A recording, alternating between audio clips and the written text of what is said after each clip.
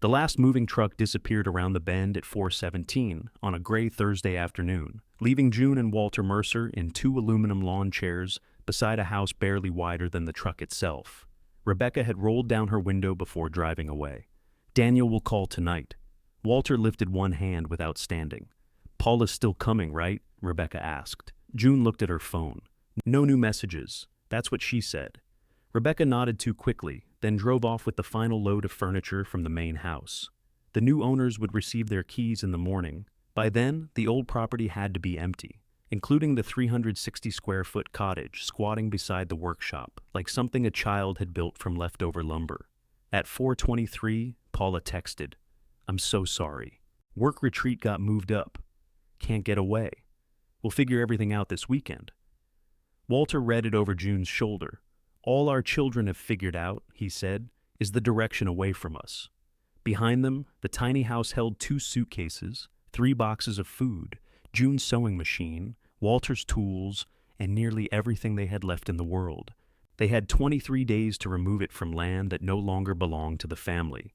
June stared at the little porch everyone had mocked and heard herself say, "We're taking the house." Walter turned slowly. Taking it where? That was the question, of course. 18 months earlier, the house had not existed.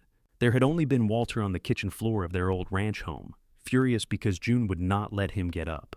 "I did not fall," he insisted. "You came down from the ladder without using the rungs. That's not the same thing." June knelt beside him, one hand hovering near his shoulder. He had landed partly on the braided rug and partly on a cardboard box full of Christmas lights, which had softened the fall but left a plug-shaped dent in his hip. "Move your toes. I'm not 6. Then you should be able to follow a simple instruction." He moved them, glaring. The ladder still leaned against the open attic hatch. Walter had gone up to find the electric carving knife because Paula wanted it for Thanksgiving. Why their daughter needed a 30-year-old appliance with a fraying cord was unclear. Why Walter had decided to climb after June told him to wait was perfectly clear. Waiting had always struck him as a personal insult. June called Daniel anyway. Their son arrived in 11 minutes, wearing sawdust on his sweatshirt and the expression of a man already composing a lecture. At 46, Daniel had Walter's square hands, June's dark eyes, and neither parent's talent for pretending not to be annoyed. "Don't start," Walter said from the floor. "I haven't said anything." You breathed judgmentally. Daniel crouched. "Can you sit up? I can dance if your mother will quit pinning me down." June was barely touching him, but she removed her hand. Walter sat up, winced, and immediately tried to disguise it by examining the Christmas lights. Daniel saw. So did June. An urgent care doctor found no broken bones, only a deep bruise and a strained knee. Walter left with instructions to rest and a paper wristband he kept trying to tear off with his teeth. By the time they got home, Daniel had called Paula, and Paula had called June twice, although June had been sitting in the same room when it happened. That evening, both adult children arrived with dinner and opinions. Paula brought chicken soup from a grocery store deli and poured it into one of June's pots as if transferring it could make it homemade. She was 43, slim, brisk, and always dressed as though someone might invite her into a conference room without warning. Daniel came straight from his cabinet shop with Rebecca, who carried a pan of cornbread and kissed June's cheek before asking where the good butter was. "The same place it's been for 12 years, June said. Rebecca opened the refrigerator. Top shelf, door. I knew that. They ate around the oak table Walter had built when Daniel was in college. June had refinished it twice, once after Paula left a hot curling iron on it, and once after Walter tried to remove the resulting mark with a belt sander. Daniel waited until Walter finished his second bowl of soup. "This house is too much for you." Walter set down his spoon. "Soup was nice. Thanks for coming. I'm serious. That's the trouble." Paula folded her napkin into smaller and smaller squares. "Dad, you could have cracked your skull. I could crack my skull crossing your lobby. That floor shines like an ice rink." "You know what we mean," she said. June did know. The gutters needed cleaning. The back steps had begun to list. 2 upstairs windows stuck in wet weather. And neither she nor Walter had slept upstairs since his knee surgery 3 years ago. They used 3 rooms of a 9-room house and kept the rest dusted for people who rarely stayed overnight. Still, she felt something inside her brace when Daniel said, "You need a plan. Parents made plans for children. Children made arrangements for parents. Rebecca reached for the butter. We've been talking about building something small by the workshop. Daniel looked at her. We've mentioned it. We've talked about it. We have not run numbers. You run numbers out loud in bed, Daniel. That counts as talking. Paula smiled despite herself. Walter did not. Rebecca turned to June. There's that flat section near the tree line. You'd have privacy, but you'd be close. Daniel could keep an eye on things. I don't need anybody keeping an eye on me, Walter said. June looked at his swollen knee propped on a second chair. He followed her gaze. Traitor? Daniel leaned forward. It wouldn't be assisted living. Nothing like that? It'd be yours. One level, no gutters 20 feet in the air. And the shop's right there if Dad wants something to fool with. Walter's mouth changed slightly at that. Daniel noticed and pressed. I've got machines that need tuning, blades that need sharpening. Half the guys I hire think maintenance means kicking something until it starts. That does work on your planer, Walter said. Once, 3 times. Paula pushed her soup around. And if they were with Daniel, I wouldn't have to drive an hour every time something happened. Nothing had happened to Paula. June noticed that phrasing. Your condominium has an elevator, Walter said. We could live with you. Paula's spoon stopped. He let the silence stretch just long enough, then gave a dry little laugh. Look at your face. I have 1 guest room. So do most people who invite guests. Walter, June said. I'm teasing her. Paula smiled, but color had climbed into her cheeks. You'd hate the city. Yes, Walter said. That's why it's funny. The conversation moved on, but not far. Over the next month, Daniel sent them sketches. Rebecca brought photographs of compact kitchens with hidden drawers. Paula emailed links to articles about aging in place. A phrase Walter said made him sound like a fence post. June resisted more quietly. She opened closets and touched things. The blue glass bowl her mother had used for potato salad. The pencil marks inside the pantry door, where Daniel and Paula had measured themselves long after they were too old for it. A scorch on the fireplace brick from the Christmas Walter tried to burn wrapping paper and nearly smoked them all into the yard, but the house had changed before anyone asked them to leave it. June knew that too. Its silences had grown larger. The upstairs groaned in the night with no one in it. Walter spent Saturdays repairing rooms they did not use. June heated soup on a stove big enough for 6 burners and ate it with him at one corner of a table built for 10. When the property agent named a price, Walter whistled. That much for this old place? She called it well-maintained, June said. It's held together by paint and threats. It's been loved. Walter glanced around the living room, then looked down at his hands. Same thing sometimes. They sold in early spring.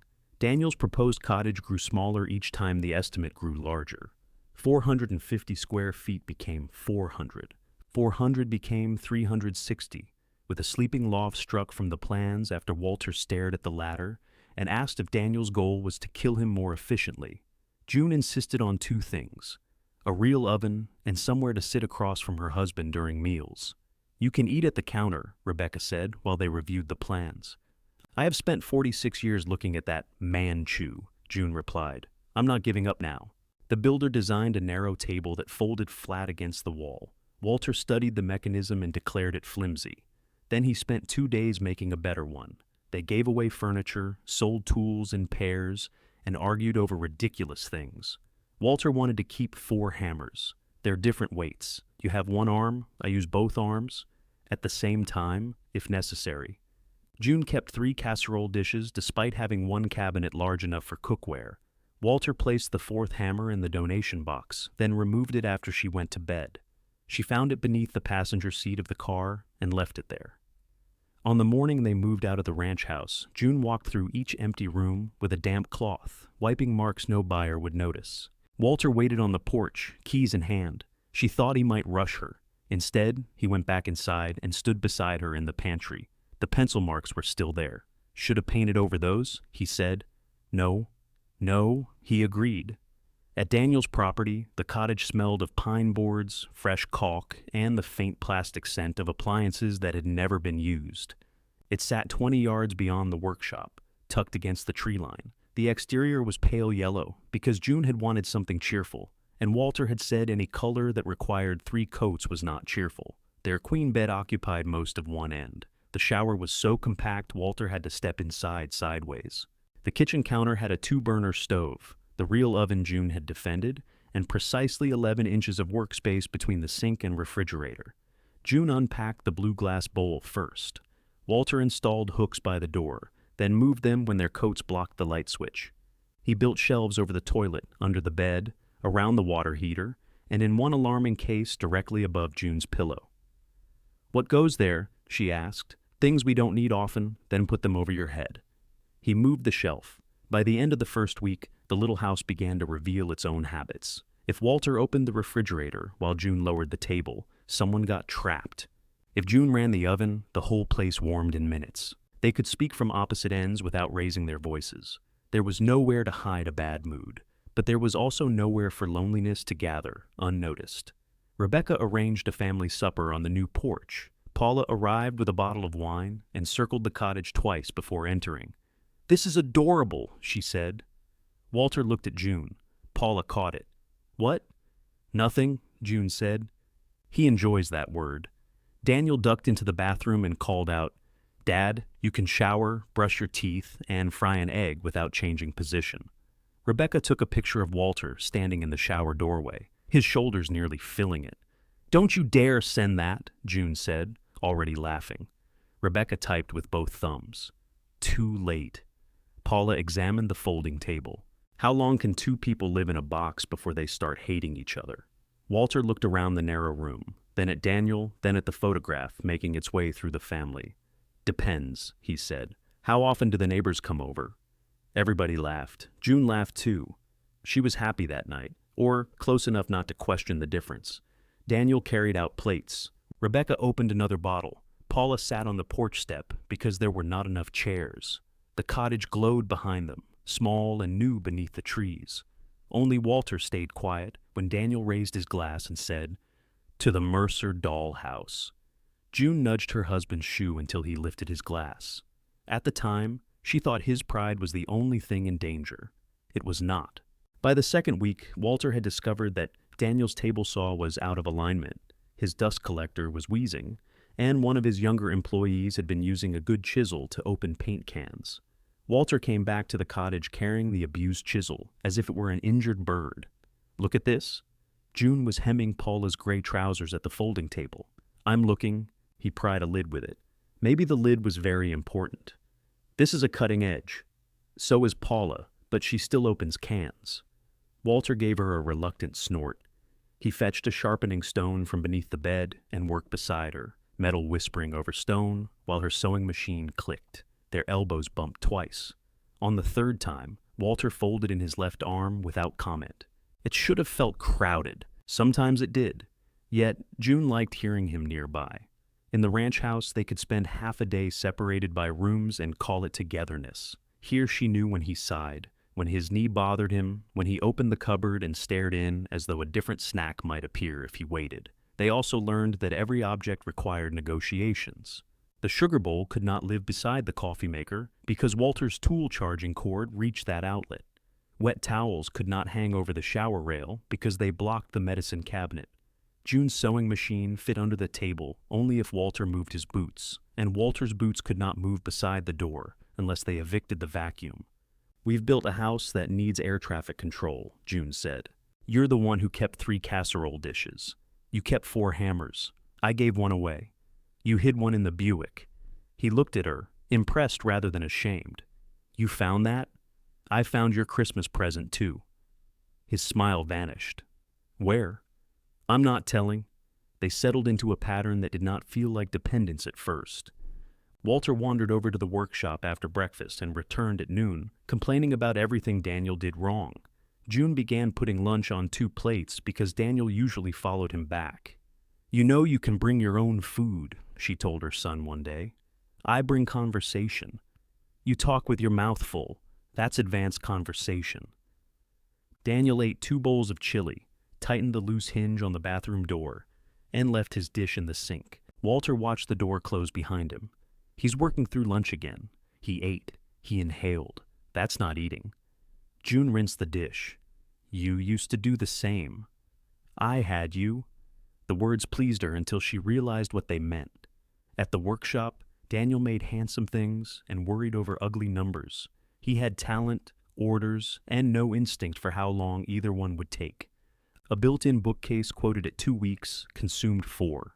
A restaurant counter had to be remade after Daniel refused to admit the wall was crooked. He charged like a man grateful anyone had hired him, and paid for materials like a man embarrassed to ask the price. June discovered this because Rebecca arrived one rainy Tuesday with a laptop, a shoebox of receipts, and mascara smudged under both eyes. "I hate to ask." "No, you don't," June said. Rebecca laughed, then covered her face. "I really do." She had been trying to reconcile 3 months of shop expenses before a meeting with their accountant. Daniel had entered some purchases twice, and others not at all. Receipts carried notes such as walnut, Morrison job, unless Travis wants it. "Who's Travis?" June asked. "A customer." "Which customer?" "The one who changed his mind about the walnut." "Then whose job got the walnut?" Rebecca lowered her hands. "This is why I'm crying." June made coffee and cleared Paula's half-finished trousers from the table. She had kept books for the dentist's office where she worked before retiring. Numbers still settled her. They either matched or they did not. And when they did not, one could find the reason. People were far less considerate. They worked until after dark. Walter brought sandwiches from the main house because the cottage counter was buried beneath invoices. Daniel came in at 7, kissed Rebecca, and said, "You two are lifesavers." June disliked the phrase. It turned help into something dramatic and temporary, when what they were doing looked more like maintenance. "You need a better system," she said. "I know, I can set one up." Daniel's relief appeared so quickly that he did not manage to hide it. "Would you? For now, just until we catch up." Walter, leaning against the refrigerator, looked at June. She pretended not to notice. "For now" became Tuesdays and Thursdays, then Monday mornings, because Daniel needed payroll figures before lunch. Rebecca continued working at a physical therapy office 3 days a week and handled scheduling for the shop when she could. June did not mind. The work gave shape to her week, and Daniel started bringing her blueberry muffins from the bakery near his lumber supplier. The first time he set one beside her laptop, she said, "What's this for?" "Payment. A muffin isn't payment. It's a very good muffin. It would need a pension plan to cover 3 hours." He grinned and kissed the top of her head. She ate it after he left. Walter's help became less official and more constant. He fixed machines, sharpened blades, and taught 2 employees how to distinguish between pushing a tool and forcing it. Daniel never asked him to keep regular hours. Walter never admitted that he did. June could tell how long he had been in the shop by the way he entered the cottage. After an hour, he came in talking. After 4, he came in rubbing his knee. Once, she found him sitting on the porch step at 3 in the afternoon, sweat soaking the collar of his shirt. "You overdid it." "I sat down, didn't I?" "After overdoing it. That's the traditional time." She brought water and sat beside him. Through the open workshop doors, a sander whined. "You don't have to fix everything he owns," she said. "I know. He has employees. I've met them. He can hire someone to maintain the equipment. He can't afford someone who knows what they're doing." Neither of them spoke for a moment. June could have said Daniel could not afford Walter either. Instead, she rested her hand on his forearm until his breathing slowed. Paula visited less often than she had predicted she would. When she came, she brought errands. A lamp with a frayed cord appeared in June's cottage one Saturday. 2 blouses needing buttons arrived the next. Paula stood in the doorway holding a canvas garment bag and looking apologetic in the polished way she did most things. "Only if you have time." "What is it?" "The hem came loose on that green dress, the one I fixed last year." "Different side." June unzipped the bag. "How does a dress have a different side?" "You'll see." Paula peered around the room. "Where's Dad?" "At the shop." "Again?" "He likes being useful." "That's good. It keeps him active." June looked at her daughter. "He isn't a terrier. I didn't mean it that way. I know." Paula sat on the bed because the folding table was covered with invoices and both chairs held clean laundry. She picked up a stack of shop receipts. "Are you doing Daniel's books now?" "Helping." "Does he pay you?" "He buys muffins." That sounds like Daniel. The sharpness surprised June. Paula had always considered her brother charming when everyone else considered him irresponsible, and irresponsible when everyone else was enjoying his charm. "What does that mean?" June asked. "Nothing." Then it was an odd thing to say. Paula smoothed the garment bag across her knees. He gets you both on his property, and suddenly Dad's repairing the shop, and you're doing the office work. We offered. I'm sure you did. June zipped the bag closed. If you're concerned about me being taken advantage of, bringing me a dress is an unusual way to show it. Paula blinked, then laughed once. Fair. She took the dress home unrepaired. June felt mean after she left. She also felt lighter, which was harder to forgive. That night she told Walter what she had said. He was brushing his teeth at the kitchen sink because June had left her fabric soaking in the bathroom basin. Good, he said around the toothbrush. I embarrassed her. She'll recover. She was trying to warn us. Walter spat into the sink and rinsed it carefully. While asking you to sew, people can be selfish and right at the same time. That should be on the family crest. He went to bed before her, turning sideways to pass between the table and refrigerator. June finished entering 2 lumber invoices and stared at the screen after the columns balanced. From the bed, Walter's breathing deepened. Through the window, she could see the workshop lights. Daniel was still inside, a dark figure passing between machines. He had always worked hardest when he was already in trouble. As a young man, he had waited until his car made a death rattle before opening the hood, then stayed awake all night saving it. June closed the laptop at 10:30. Daniel's light remained on. The seasons turned around the cottage. Summer leaves pressed green against the bedroom window.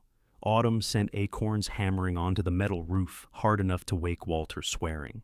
In winter, the little oven warmed the entire house, and June baked more than they could eat, simply because the place smelled good afterward. They hosted Thanksgiving on Daniel and Rebecca's deck, with food prepared in both kitchens and Walter carrying dishes back and forth like a waiter with a limp. Paula brought a salad in a plastic tub, and watched June pull a casserole from the tiny oven. You really use that thing? No, I heat the house with it and pray food happens. Paula smiled. You seem happy. The statement landed like a question. I am? Dad too? June glanced through the window. Walter stood in the workshop doorway with Daniel. Their backs were turned to each other, but their heads angled close enough to suggest an argument neither wanted the women to hear. Most days, she said. Rebecca came outside carrying napkins. She looked tired again. Not frightened exactly. June had learned the differences. At dinner, Daniel announced that the restaurant counter had led to 2 hotel inquiries. He raised his beer toward Walter. Couldn't have done it without the old man keeping us running. Walter carved turkey as if he had not heard. Paula took a sip of wine. Maybe the old man should be on payroll. Daniel's smile held, but only just. Maybe the old man enjoys not paying taxes. I paid taxes before you could spell them, Walter said. Before Daniel could spell anything, Paula added. Rebecca laughed too loudly. June changed the subject to dessert. It was what she did when a table began to tilt. Nobody noticed except Walter, who passed her the gravy without being asked. Later, in the cottage, June found a white envelope beneath the sugar bowl. Inside was a check from Daniel's business made out to Walter for equipment maintenance. The amount was modest, barely enough to cover the hours he spent there. But it was something. Walter stared at it. You asked him? He said. No. Paula did. She mentioned payroll. I don't want charity from my own son. June picked up the check. It's not charity if you did the work. He's behind on lumber payments. How do you know? I have ears. I have his accounts. Their eyes met. Walter took the check, folded it once, and put it back in the envelope. Then you know he can't afford this. And he can afford free labor? I'm his father. Exactly. He tucked the envelope into the drawer beneath the folding table, where it remained uncashed. After that, Daniel stopped joking quite as much about the dollhouse. He still called it that, but mostly when other people were around. Alone, he knocked before entering. Rebecca began leaving groceries on their porch, always insisting she had bought too much. The family had found an arrangement that almost resembled balance as long as nobody counted too closely. Then, on a warm Monday in early fall, June opened Daniel's bookkeeping program and found a payment from a property photographer. She clicked it twice, thinking it had been assigned to the wrong account. The description read, exterior images, residence, workshop, full acreage. Outside, a camera shutter snapped. June looked through the window. A stranger stood near the tree line, photographing the tiny house. The stranger lowered his camera when June stepped onto the porch. Can I help you? He checked the screen, then looked past her toward the workshop. I'm doing the listing photos. What listing? His professional smile faltered. The property. Walter came through the workshop door carrying an oily rag. He took in June's face, the camera, and the man standing in their patch of gravel. What's he photographing? That's what I'm asking. The photographer shifted his bag higher on his shoulder. Mr. Mercer hired our office. There are two Mr. Mercers, Walter said. Daniel Mercer. Then you hired the taller one. June might have laughed on another day. Instead, she pointed toward the main house. Is Daniel inside? I haven't seen him. A woman let me in and said to start with the exterior. Rebecca's car was gone. June had watched her leave for work before 8. Walter folded the oily rag into a careful square. Did she? The photographer looked as though he would gladly surrender his equipment in exchange for becoming invisible. June said, "Give us a few minutes." "Absolutely." He walked toward his car without once turning his back on them. Walter started for the workshop. "Where are you going?" "To call Daniel. You can call him from our house. I can yell better from the shop." June caught the back of his shirt. He stopped, more from surprise than obedience. "Not with his employees listening. He wasn't worried about us listening, I know." Those two words took the fight out of his forward motion. He turned, and they went into the cottage together. June's laptop still showed the photography payment. Beside it sat a cup of coffee she had forgotten to drink. Walter leaned over the table, read the description, and gave a short laugh. Full acreage. That include us? June picked up her phone. Her hand felt steady until she tried to touch Daniel's name. He answered on the third ring. "Hey, Mom, I'm about 10 minutes out. There's a man taking pictures of our house." Silence. Road noise filled the line. "Daniel? I was coming to tell you. Were you bringing a camera? I can explain when I get there." Walter held out his hand for the phone. June turned away from him. "Your father is here, I figured. He would like to speak to you. Please don't put him on. Give me 10 minutes. You have 8. She ended the call. Walter stared at her. 8? He said 10. You've become ruthless. I rounded down. The photographer remained in his car. Every few minutes he pretended to inspect his camera. June sat at the table because her knees had begun to feel unreliable, though she had no intention of letting Walter notice. He paced the 6 steps from the bed to the door, turned, and paced them again. On his 4th pass, she said, "You're making the house smaller. I didn't think that was possible." Daniel's truck came fast down the gravel drive and braked beside the workshop. He got out before the dust settled. His shirt was tucked in, which meant he had been somewhere he considered important. Daniel normally wore his good clothes like a child sentenced to church, but now his sleeves were rolled neatly and his shoes had no sawdust on them. Walter opened the cottage door before Daniel knocked. "You've got 8 minutes, he said. Daniel glanced at June. She actually timed me? 7:52. "Can I come in?" Walter stepped aside. Daniel entered, then seemed to realize there was no neutral place to stand. The 2 chairs were tucked beneath the folding table. Walter occupied the doorway. June sat facing the laptop with the expense glowing between them. Daniel rubbed his palms together. "I got an offer." "For the property?" June asked. "For me, a job." He told them about Coulter Ridge Interiors, a company based outside Tampa that furnished hotels and resort developments. They had seen photographs of the restaurant counter and contacted him about supervising custom installations. The position came with a salary, health insurance, and crews he would not have to chase for timesheets. "It's a real opportunity," he said, "not just another job where I'm praying the deposit clears before I order lumber." June looked at the accounts on her screen. She knew exactly how many prayers there had been. "Congratulations," she said. Walter turned toward her. "What?" "It is an opportunity." "For him," Walter said. Daniel's relief disappeared. "I was going to tell you both tonight, after the photographer finished. I needed the listing started. Coulter Ridge wants me there in 6 weeks. You accepted?" "I'm accepting. That means yes, with better grammar." Daniel lowered his voice. "Dad, this shop is drowning me. You made commitments. I know. To customers, employees. I know. To people living in your yard." Daniel looked at June. "I have not forgotten you." Walter tapped the window with one finger. Outside, the photographer had ventured from his car and was taking distant pictures of the tree line. "Your cameraman found us." June closed the laptop. "What did you plan for the cottage?" "We have options." The phrase made her skin tighten. Daniel explained that the house could remain where it was if the buyer agreed. They might rent the small parcel from whoever purchased the property, or the cottage could be moved onto a leased lot. There were communities designed for small homes. He had found 3 online. Walter listened with his chin lowered. "How much to move it?" he asked. "I'm getting estimates." "You built it on footings, skids, reinforced skids. You told me those were for airflow. They're for both. You told us this was permanent. I told you it was yours. Where do we keep the ground?" Daniel looked down. June had never heard Walter ask a question that sounded so much like pleading. She stood and put the coffee cup in the sink, although it was still full. "Does Rebecca know?" "We decided together."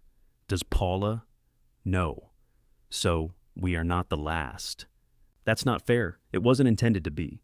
Daniel sat on the edge of the bed. He seemed suddenly too large for the room he had helped design. "I didn't know they were going to make an offer. I went down for what I thought was a conversation. They gave me 2 days to decide, and you used one of them to hire a photographer," Walter said. "I knew what you'd say." "You did not give me the pleasure of saying it." June gripped the counter. She understood Daniel's choice. That was the piece she resented most. She had seen his business accounts, the late lumber invoices, the customers who took 60 days to pay and called twice a day when they wanted something. A salary would let him sleep. Insurance would let Rebecca stop counting the months between medical appointments. But understanding why someone stepped on your foot did not make it hurt less. "You should tell the photographer to come back," she said. Daniel stood. "Mom, the main house will look better in afternoon light. The front faces west." Walter stared at her as if she had joined the enemy. June met his eyes. "If it's going on the market, it should look good." "June, we cannot stop him from going." "I didn't say stop him. No, you're making him push." Daniel's jaw tightened. "I'm right here. That has not been our concern today," she said. The photographer completed his work. June stayed inside while he photographed the cottage from 3 angles, then asked Daniel whether to describe it as a guest house, an office, or additional storage. "Home," Walter called from the porch. The man blinked. "You describe it as a home," Walter repeated. After he left, Daniel returned to the workshop and sent his employees home early. The saws went quiet before 3. That silence disturbed June more than their usual noise. Paula arrived at 6 after receiving what she called a cryptic message from Daniel. She walked into the cottage carrying her purse, a bottle of sparkling water, and no errands. "You're moving to Florida?" Daniel stood beside the refrigerator because Walter had claimed the doorway. "Rebecca and I are." "And what happens to Mom and Dad?" "We're discussing it." "You listed the property without discussing it. I'm discussing it now." "No, you're announcing it now. It has photographs." Paula turned to June. "You can stay with me until something's sorted out." June felt every person in the room look at her. "What?" Paula asked. Walter scratched his cheek. Daniel examined the floor. Even Rebecca, who had arrived 10 minutes earlier and sat with her hands wrapped around untouched tea, looked startled. June said, "You have 1 guest room. I know what I have. In the city you said we'd hate. You would." "Temporarily." Walter nodded.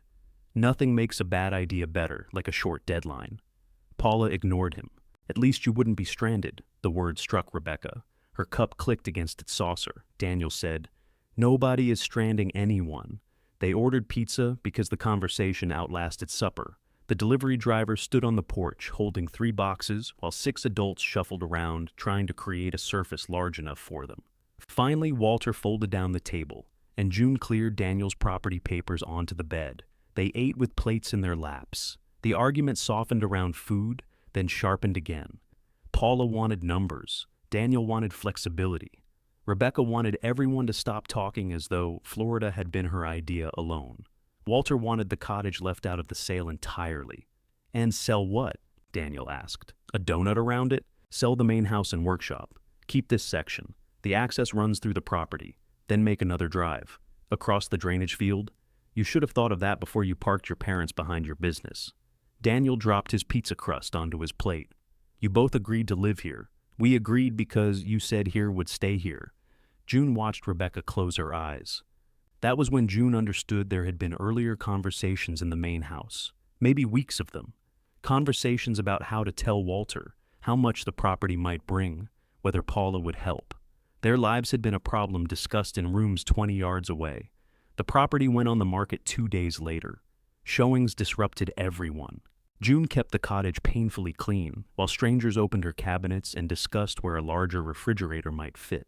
One woman called it darling and asked whether the unit came furnished. A man in golf clothes stood on the porch and suggested turning it into cigar storage. Walter stopped going to the workshop. At first, Daniel tried to coax him back with questions about the planer. Walter answered from the cottage. Then he stopped answering and spent 3 days reorganizing tools beneath the bed. The uncashed check remained in the table drawer. June continued the books because someone had to close out open jobs. She and Daniel spoke in invoices. An offer came after 5 weeks. The buyer wanted the workshop for a furniture restoration business and the main house for himself. The price was lower than Daniel hoped, but high enough to settle his debts and finance the move. There was one condition. Daniel and Rebecca came to the cottage after dinner. Rebecca carried no tea. Daniel carried a yellow folder he did not open.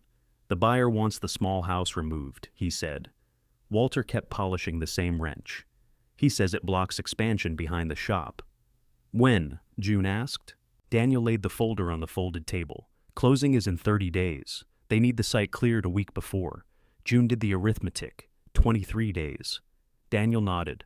Walter set down the wrench. Outside, acorns struck the roof one by one, each small sound suddenly louder than the last.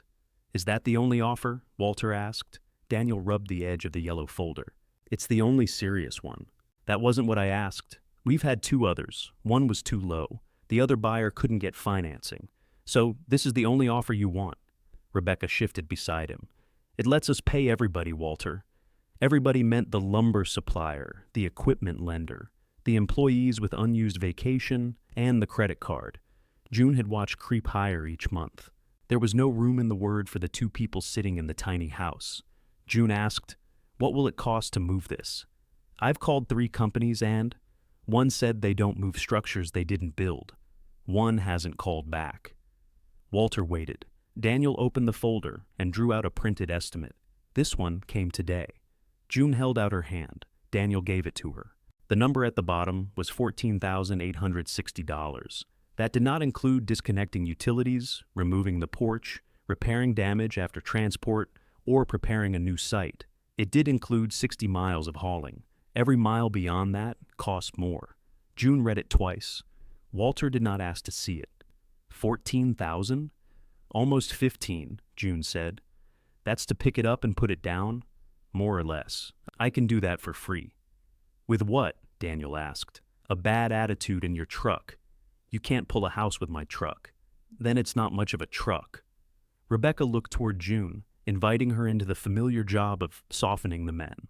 June folded the estimate along its existing crease. Where would we put it? She asked. Daniel glanced at the folder again. There are a couple of tiny home communities within an hour. Communities, Walter said. Lots with hookups, shared facilities, so a trailer park with a yoga room. Nobody said yoga, they'll have yoga. Places like that always have yoga. June looked at Daniel.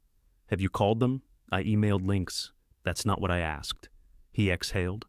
No. Then tomorrow we call. Walter stood, which required Daniel to move out of the way. You call. I'm going to bed. It's 7:30, Rebecca said. I've had a long day of being sold. He took his wrench to the bathroom sink and began washing his hands. Daniel stared at his back. June could see the moment their son considered arguing, then remembered there was nowhere in the cottage to do it privately. We'll come by in the morning, Rebecca said. Not before 9, Walter called over the running water. The old people need their rest. After they left, June unfolded the estimate and placed it on the table. Walter pulled the uncashed check from the drawer beneath it. He set the envelope on top. That'll cover 6%, he said. You calculated? I can still divide. You can also cash that. No, you earned it. And now he needs the money to remove the house he talked us into building. June sat down. Don't turn every dollar into a speech. What would you like me to turn it into? A solution. He looked at her for a long moment, then lowered himself into the other chair. The table between them was barely 2 feet wide, but it felt like a distance they had not crossed before. We walk away, he said. June thought she had misheard him. From the house? From the whole mess. Let the buyer tear it down. We take what fits in the car, rent an apartment, and call $14,000 tuition. Tuition for what? Learning not to trust our children. She got up so quickly her chair struck the bed. No, June. No. You do not get to say that and then go quiet. I'm not going quiet. You are trying to make one bad day into the last word on our whole family. It's been more than a day, and more than one thing. Daniel was wrong. Paula has been careless. That does not erase every Christmas, every hospital waiting room, every time either one of them showed up. Paula is showing up by not living here. She offered her guest room. For how long? I don't know. That's the family motto lately.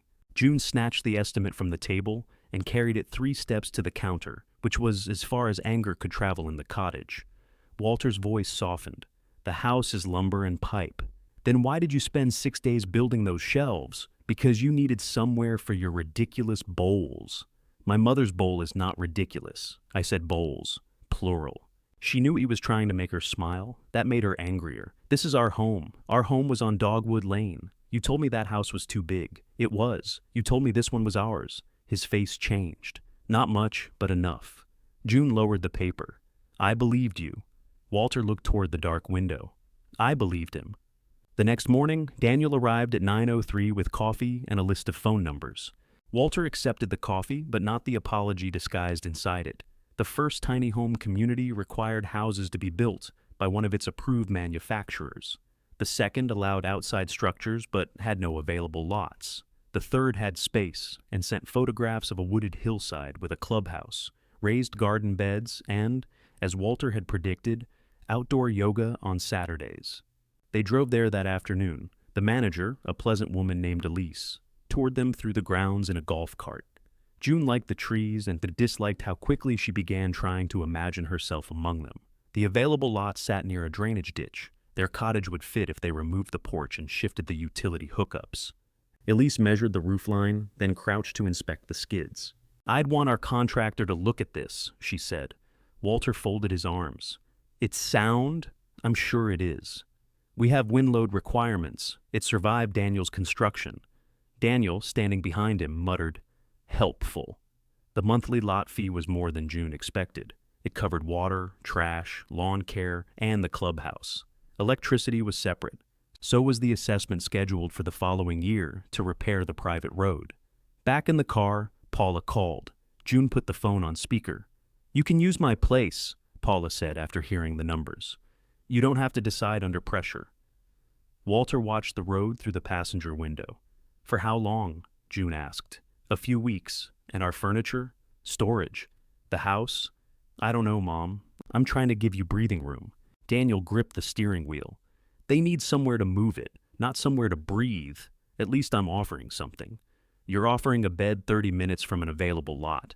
That costs more than their old mortgage. They didn't have a mortgage. Exactly. June closed her eyes. Stop talking about us as if we've stepped out of the car. Neither answered. Walter reached over and ended the call. The next week became a procession of almosts. An RV park would take the cottage, but only after extensive exterior changes. A man renting space behind a mechanic's garage sounded promising, until June saw the rusted cars and 2 unleashed dogs pacing the fence. A church acquaintance knew someone with land, but the someone wanted Walter to provide 40 hours of monthly maintenance in exchange. 40 hours, Walter said. That's employment with a porch. They visited an apartment complex Paula found. The unit smelled of fresh paint and old cigarettes. The bedroom window faced a brick wall close enough to touch if the screen had opened. June stood in the kitchen and tried to picture the blue bowl in one of the shallow cabinets. Walter whispered, "We could put the 4th hammer in the living room." She laughed before she could stop herself. The leasing agent smiled from the doorway. "You two are cute." Walter's face shut like a cabinet. They did not apply. Meanwhile, the main house filled with boxes. Rebecca sorted dishes into piles on the dining room floor. Daniel closed out jobs and sold 2 large machines he could not take to Florida. Each sale changed the sound of the workshop. The planer went first, then the wide belt sander. Empty space spread across the concrete floor while Walter stayed away. June finished reconciling the business accounts. On her last Thursday, she printed the final payroll report and carried it to Daniel's office. He was sitting at his desk with both hands over his face. She set the report down. You all right? Fine. That has never fooled me. He looked up. His eyes were red but dry. They picked up the sander. I heard. I bought that before I had enough work to justify it. That sounds like you. He smiled faintly. Dad said the bearings were cheap. Also sounds like him. Daniel turned the report toward himself without reading it. I thought this place would be something. It was something. I mean, something that lasted. June pulled a chair close. Lasting is not the only proof a thing mattered. Tell him that. I have been telling your father things for 46 years. He keeps his own minutes. Daniel stared through the office window at the cottage. I didn't plan to leave you. You planned not to think about leaving us until you had an answer you liked. He flinched. That is not the same as malice, she said. It is also not nothing. I'm trying to fix it. No, you are trying to make the consequences fit around the decision you already made. What was I supposed to do? Turn down the only stable job I've been offered because you might not like a tiny home park? June stood. You were supposed to tell us before the photographer. She left him with the payroll report. On the 15th day, June attended her sewing group for the first time in 2 months. She almost stayed home. There were calls to make, cupboards to sort, and Walter had begun dismantling the porch without admitting that dismantling meant he no longer intended to abandon the cottage. But he had also begun answering simple questions with grunts. June needed an afternoon among people who did not share her walls. The group met in a room behind a fabric store. May Holloway sat across from June, wrestling a zipper into a canvas cushion cover. May was 68, broad-shouldered, silver-haired, and incapable of allowing a silence to remain polite. You've sewn that seam 3 times, she said. June looked down. She had. New artistic direction looks like trouble. June removed the crooked stitches. We have to move. Florida? Daniel and Rebecca do. And you? That is the popular question. May pushed her cushion aside. What's the unpopular answer? June threaded her needle again. We don't know. The whole story came out in pieces. The sale, the deadline, the tiny home communities, the estimate that did not include a destination. May listened without interrupting, which was so unlike her that June became suspicious. Finally, May said, How much land does that little house need? Not much. Why? I've got 43 acres. June knew about the former pear farm. May's husband had died 6 years earlier, and most of the trees had gone untended since. May still filled small produce orders from what remained, more habit than business. I'm not asking for charity, June said. I didn't offer any. May picked up the cushion again.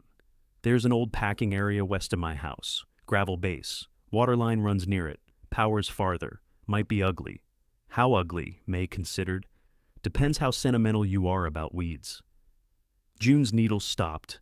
Walter can maintain equipment, she said carefully. Mine needs it. I can help with your restaurant orders. They're a nuisance. We would pay rent. You would. May tugged the zipper. It stuck halfway. Neither woman smiled. June took out her phone. Walter answered with a grunt. I may have found somewhere for the house. There was a pause, then the sound of his hammer striking wood. Where? He asked. May Holloway's pear farm. Another pause. The woman who called my tomatoes arrogant, they were growing into her parking space. They were in a pot. They were ambitious. The hammering stopped. She has hookups. She has weeds. June, she had a packing shed. There's water. And she thinks power can be run from the old service pole. We're going to look. When? June glanced at May. Now, May said loudly. Walter heard. Of course she's there. Where else would I be? At the farm, minding her weeds. May smiled across the sewing table. Bring him. I want to see if he's always this pleasant.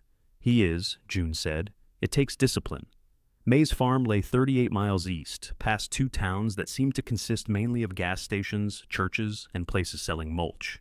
Walter followed in the Buick while June rode with May, who drove a faded red pickup with feed sacks on the floor and a crack across the windshield. The farm entrance leaned between 2 stone posts. Beyond it, rows of old pear trees ran down a shallow slope. Some stood neatly pruned. Others had tangled together, their branches crossing like neighbors sharing gossip. May's house sat near the road, a white 2-story farmhouse with green shutters and 3 porch chairs, none matching. She did not stop there. She drove along a rutted lane toward the west side of the property. The packing area was a rectangle of gravel partly swallowed by grass. A concrete slab marked where a shed had once stood. Beyond it sat a low equipment barn and a rusted water pump. The nearest pear trees were far enough back to let in afternoon light. Walter got out of the Buick and stood without speaking. June tried to see the place through his eyes. The ground was uneven. The old electrical pole listed slightly. Weeds pushed through every crack in the slab. There was no porch, no tree line close enough to soften the open field, and no Daniel walking over at noon to eat their chili. May put her hands in her jacket pockets. Well? Walter walked the perimeter. He pressed one boot into the gravel, crouched to scrape away grass, then went to the pump. Brown water coughed from it before running clear. Line freeze? He asked. Not since I've owned it. Septic? Old connection by the slab. Had it checked 2 years ago when I thought about putting a farm office out here. Changed my mind. Why? I hate offices. Walter looked toward the service pole. That won't carry the cottage. I know. You said there was power. I said power was farther. You talk like a real estate agent. May looked him over. You talk like a man standing on somebody else's land insulting the electricity. June turned away so neither would see her smile. Walter paced off the distance between the slab and the pole, 84 of his short, deliberate steps. When he returned, he looked at June, not May. It could fit. Those 3 words were the first hopeful thing he had said in days. May showed them the equipment barn. Inside sat an old compact tractor, a mower with 1 flat tire, 2 pruning saws, a stack of produce crates, and enough mouse droppings to suggest organized government. Walter lifted the tractor's hood. Battery's dead. Yes, May said. Belts are cracked. Yes. When did it run last? Before your tomatoes developed a personality. You expect me to maintain this? I expect you to tell me what can be maintained and what ought to be buried.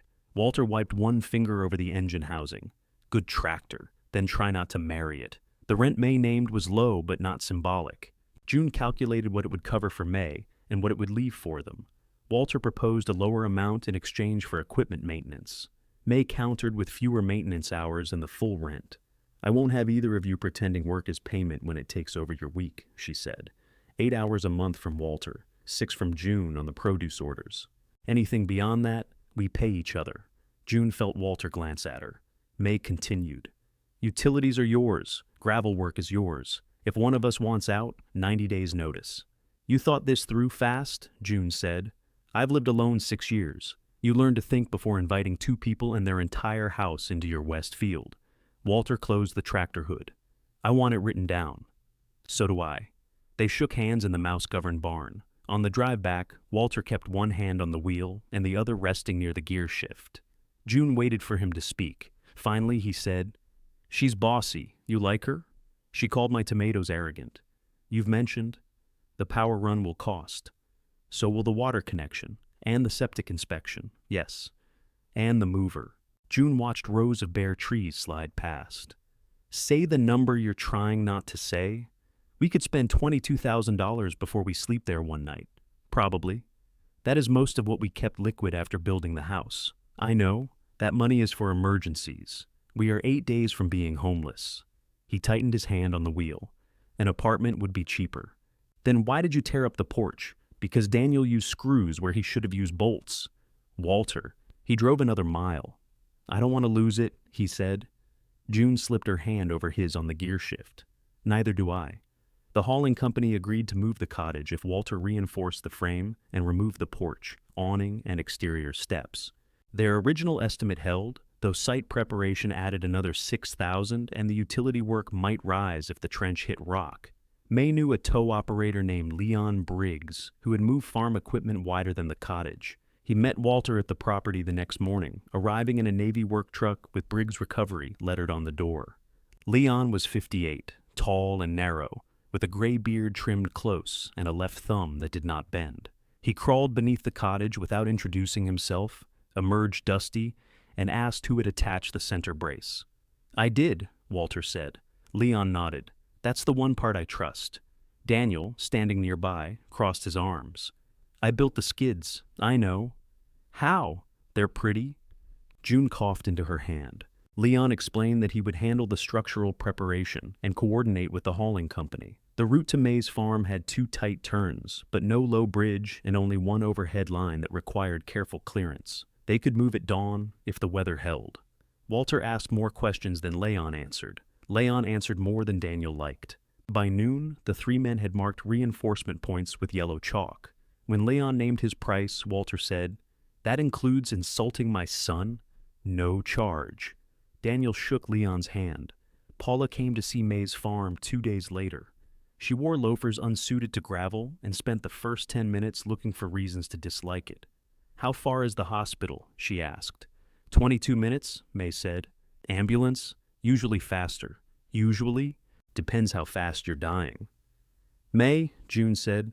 "What?" she asked. Paula inspected the pump, the slab, the leaning pole, and the equipment barn.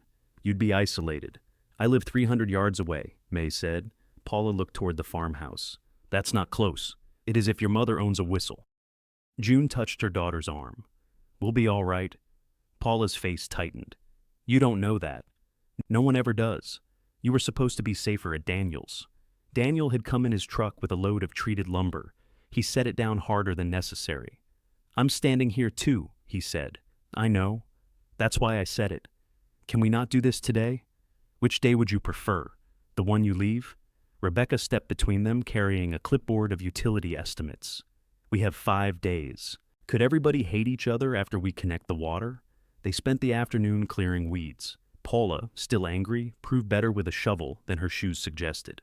Daniel and Walter laid out the cottage position without agreeing on anything except measurements. Rebecca drove into town for sandwiches. May sat on the tractor, reading its manual while pretending not to supervise. For 3 hours, the family worked without discussing Florida, abandonment, or money. June almost mistook cooperation for repair. Then Daniel announced that he and Rebecca needed to leave 2 days before the cottage move. "Coulter Ridge changed the orientation schedule," he said. "If I miss it, I start a month later." Walter kept tightening a bolt. Rebecca added, "We'll finish emptying the main house Thursday." The buyer agreed to let the cottage stay through the original removal deadline, so you won't be rushed off the property. Paula said she could help. Paula looked surprised, then recovered. "I can." June heard the space between could and would.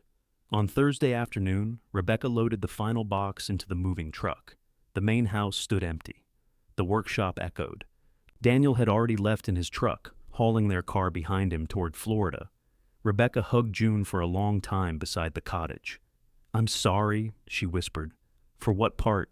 Rebecca pulled back. Her eyes shone. "I don't know how to answer that. Start when you do." Rebecca hugged Walter next. He kept his arms at his sides for one beat too long before placing a hand between her shoulders. "Drive safe," he said.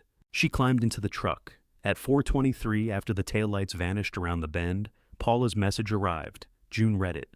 Walter read it over her shoulder. For one strange second, the empty property seemed enormous. The main house no longer belonged to anyone they loved. The workshop doors stood open on bare concrete.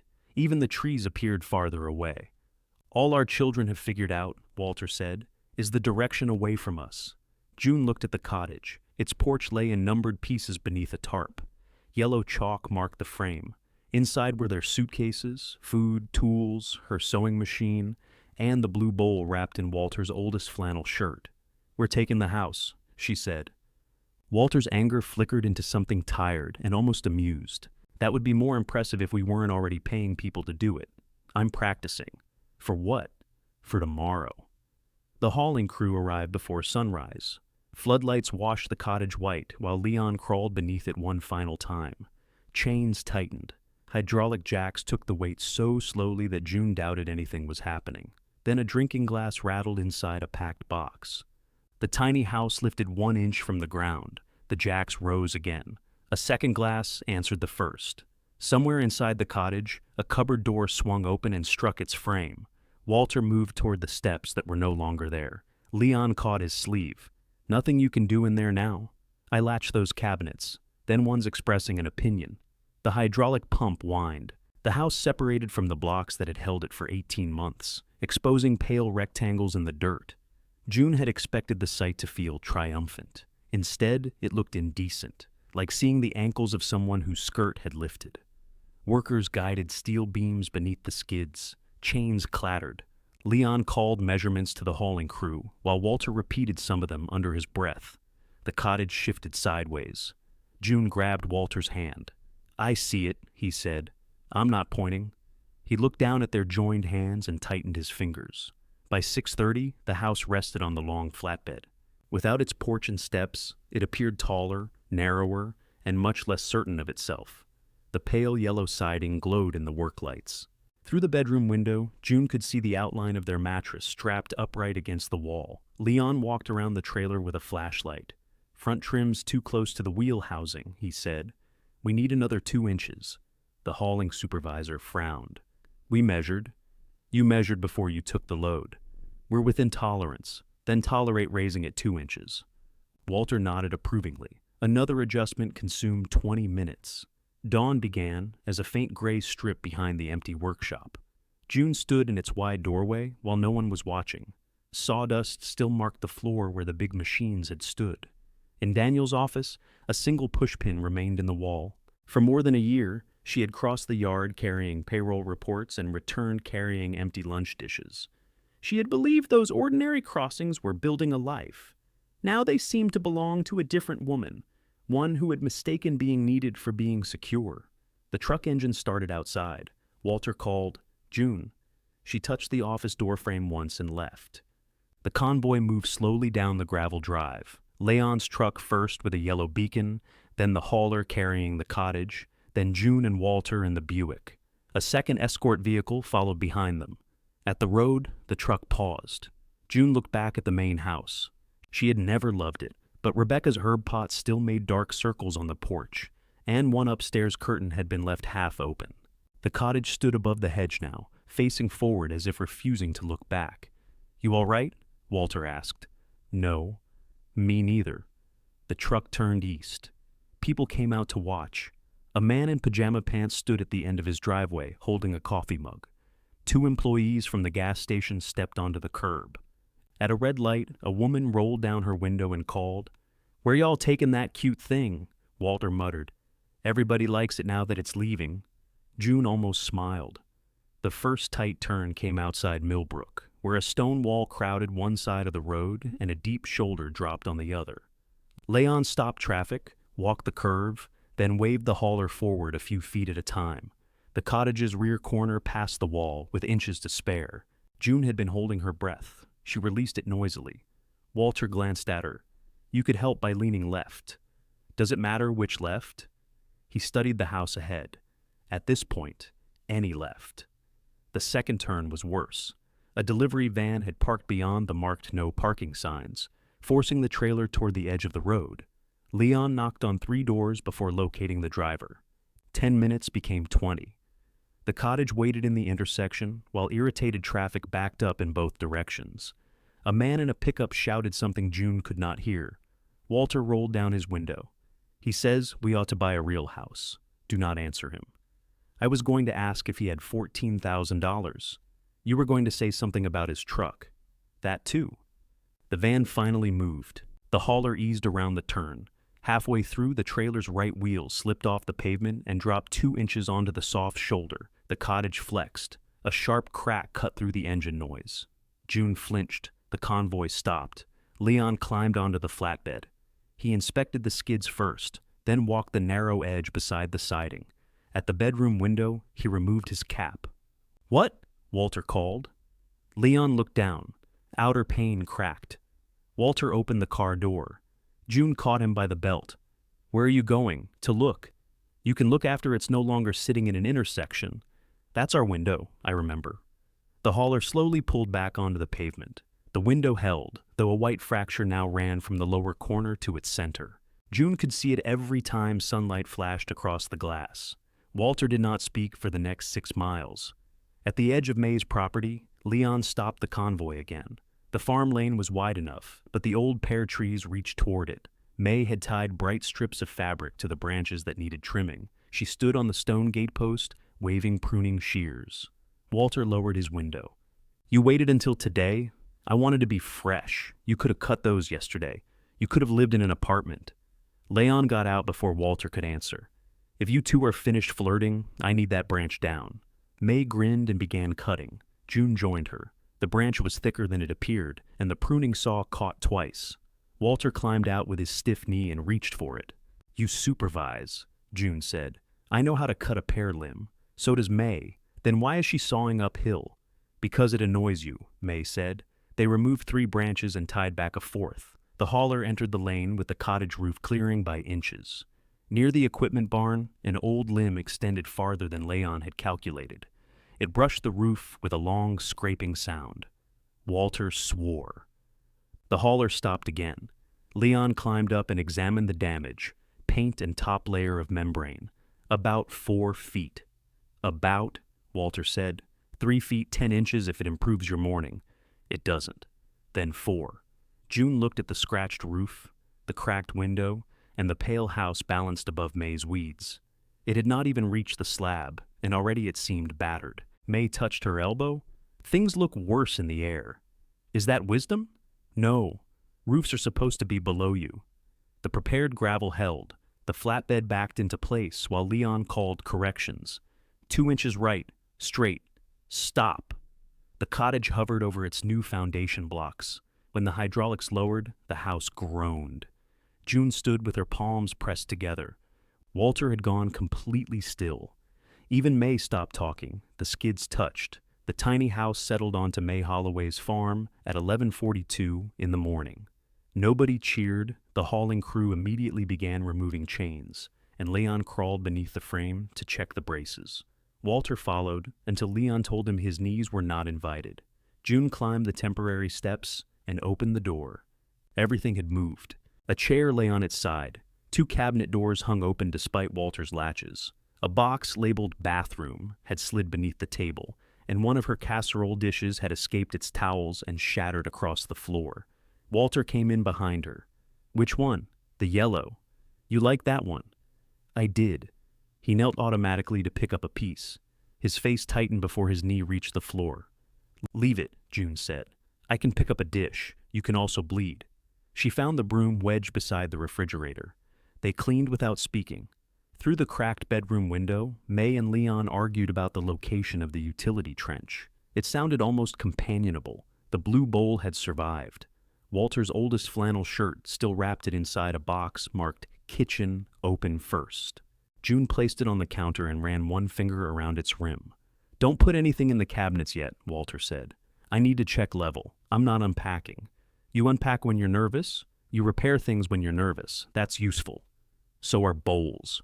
He looked at her, but his mouth did not soften. The electrician could not connect full power until Monday. The water line needed a different fitting. The septic connection was ready, but without water, it was more concept than comfort. May offered them her guest room. Walter said, "We'll stay here." "We have no electricity," June reminded him. "Extension cord from the barn, no running water, temporary tank, no porch, no steps, and half our belongings are trying to kill us." He gestured toward the temporary stairs. "Those are steps. They're a ladder with ambition." May, listening from the doorway, said, "My guest bed is clean." "We appreciate it," Walter said. That sounded like a no. "It's our first night." May looked at June. June knew what she was being asked to decide. She also knew Walter had lost the old ranch house, Daniel's workshop, the familiar view through their window, and a clean sense of what his son thought of him. The cottage was the one thing he had insisted they could still call theirs. "We'll sleep here," June said. "We'll shower at your house." Walter frowned. "That is the deal," she told him, "unless you plan to repair a water line with pride." May left them an electric kettle, 2 flashlights, and a pot of vegetable soup. June offered to pay. "You can return the pot," May said. "I mean for the soup. Then it'll taste expensive." Leon came in after the crew departed. He handed Walter a written list of the damage. "Hauler's insurance will cover the window and roof membrane," he said. "May take a while." Nothing structural shifted. Walter read the list. "I can do the roof." "Yes." "I can replace a window." "Yes." "Then why file a claim?" "Because you paid professionals to deliver a house with all its glass." Walter folded the list. "I don't want 6 people inspecting it for 3 months. Leon shrugged. "Your decision." June took the paper from Walter's hand. "File it." Both men looked at her. "We paid enough to keep the glass," she said. Leon nodded once. "I'll send the photographs." After dark, an orange extension cord ran from the equipment barn through their kitchen window. One lamp worked. The refrigerator hummed. The cottage smelled of soup, dust, and disturbed lumber.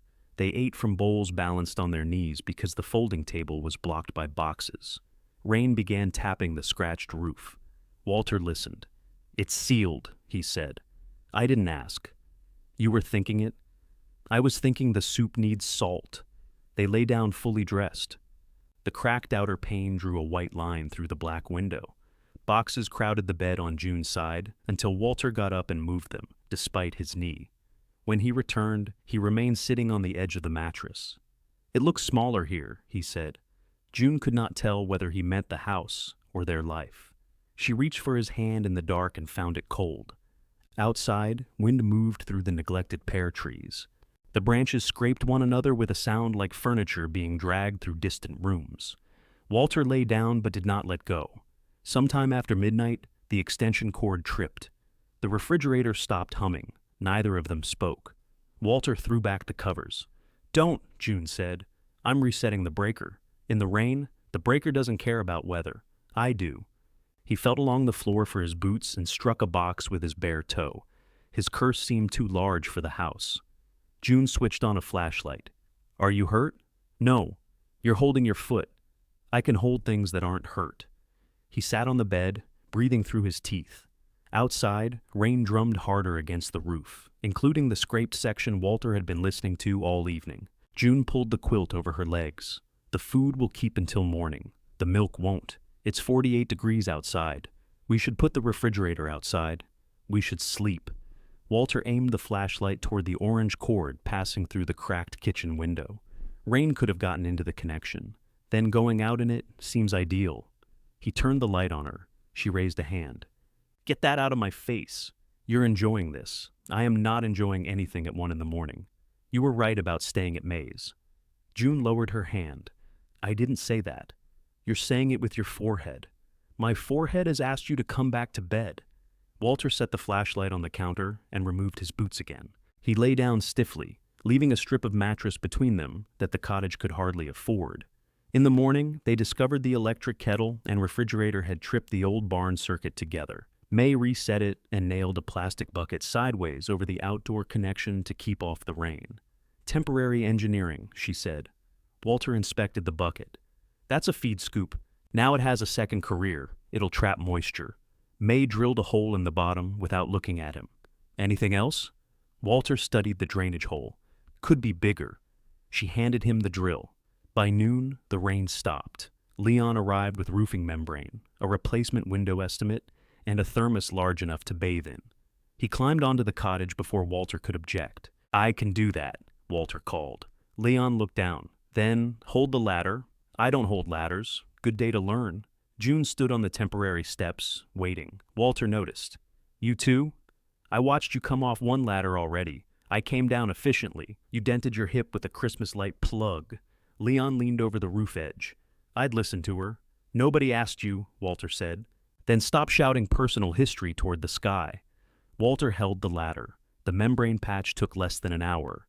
Leon refused payment because the hauling company had reimbursed his time. Walter distrusted this arrangement until Leon produced the email on his phone. "You trust paperwork more than people?" Leon asked. "Paper doesn't remember things differently next week." Leon considered that. Fair. He stayed to inspect the tractor in May's barn. Walter joined him, and soon the two men were arguing about whether the starter motor could be saved. June could hear them through the open doors. May stood beside her at the cottage window. "They'll be friends by supper." "Walter doesn't make friends that fast. Neither does Leon." "Then what are they doing?" "Disagreeing recreationally." The utility trench struck rock 30 feet from the service pole. The contractor's machine scraped at it for half a day before he shut off the engine and gave June a revised estimate. The added cost was enough to make her reread the number. Walter read it once. "We stop." "And do what?" "Run the extension cord." "Forever?" "We don't need much power. We need heat. There are propane units. We own an electric one. We can sell it. We also own an oven, refrigerator, sewing machine, and more tool chargers than I can count." 4. "There are 7 under the bed. 3 are backups." June lowered her voice because the contractor stood 20 feet away, pretending not to listen. We are not living on an orange cord because rock offended you. It didn't offend me. It costs too much. We knew there could be overruns. Not this many. She looked toward the barn. Cash Daniel's check. Walter's face closed. It is money he owes you. He needs it. He has a salary now. He hasn't received one yet. Neither have you. The contractor shifted his weight. June smiled at him. Could you give us a minute? Take 10. He walked toward his truck. Walter pulled the check from his wallet. He had carried it all this time, folded inside the envelope until the paper had softened at the edges. I don't want the last money between me and my son to be for removing us from his way. Then don't make it that. What else is it? Work. Hours in a loud shop on a bad knee. Bearings you replaced, blades you sharpened, employees you taught. You keep insisting labor matters until it is your own. He looked at the check. June waited. I'll deposit it, he said.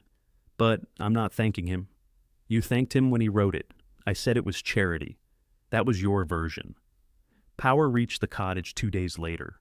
When the electrician flipped the main breaker, the refrigerator started, the oven clock blinked, and every light Walter had accidentally left, switched on, came alive at once. May applauded from the doorway. Walter squinted at the ceiling. Bathroom fixture flickers. The electrician sighed. The water connection took another day. The first rush through the kitchen faucet came out brown, then cloudy, then clear. June let it run over her fingers. She had not realized how much dignity could fit inside a working tap. They rebuilt the porch in pieces.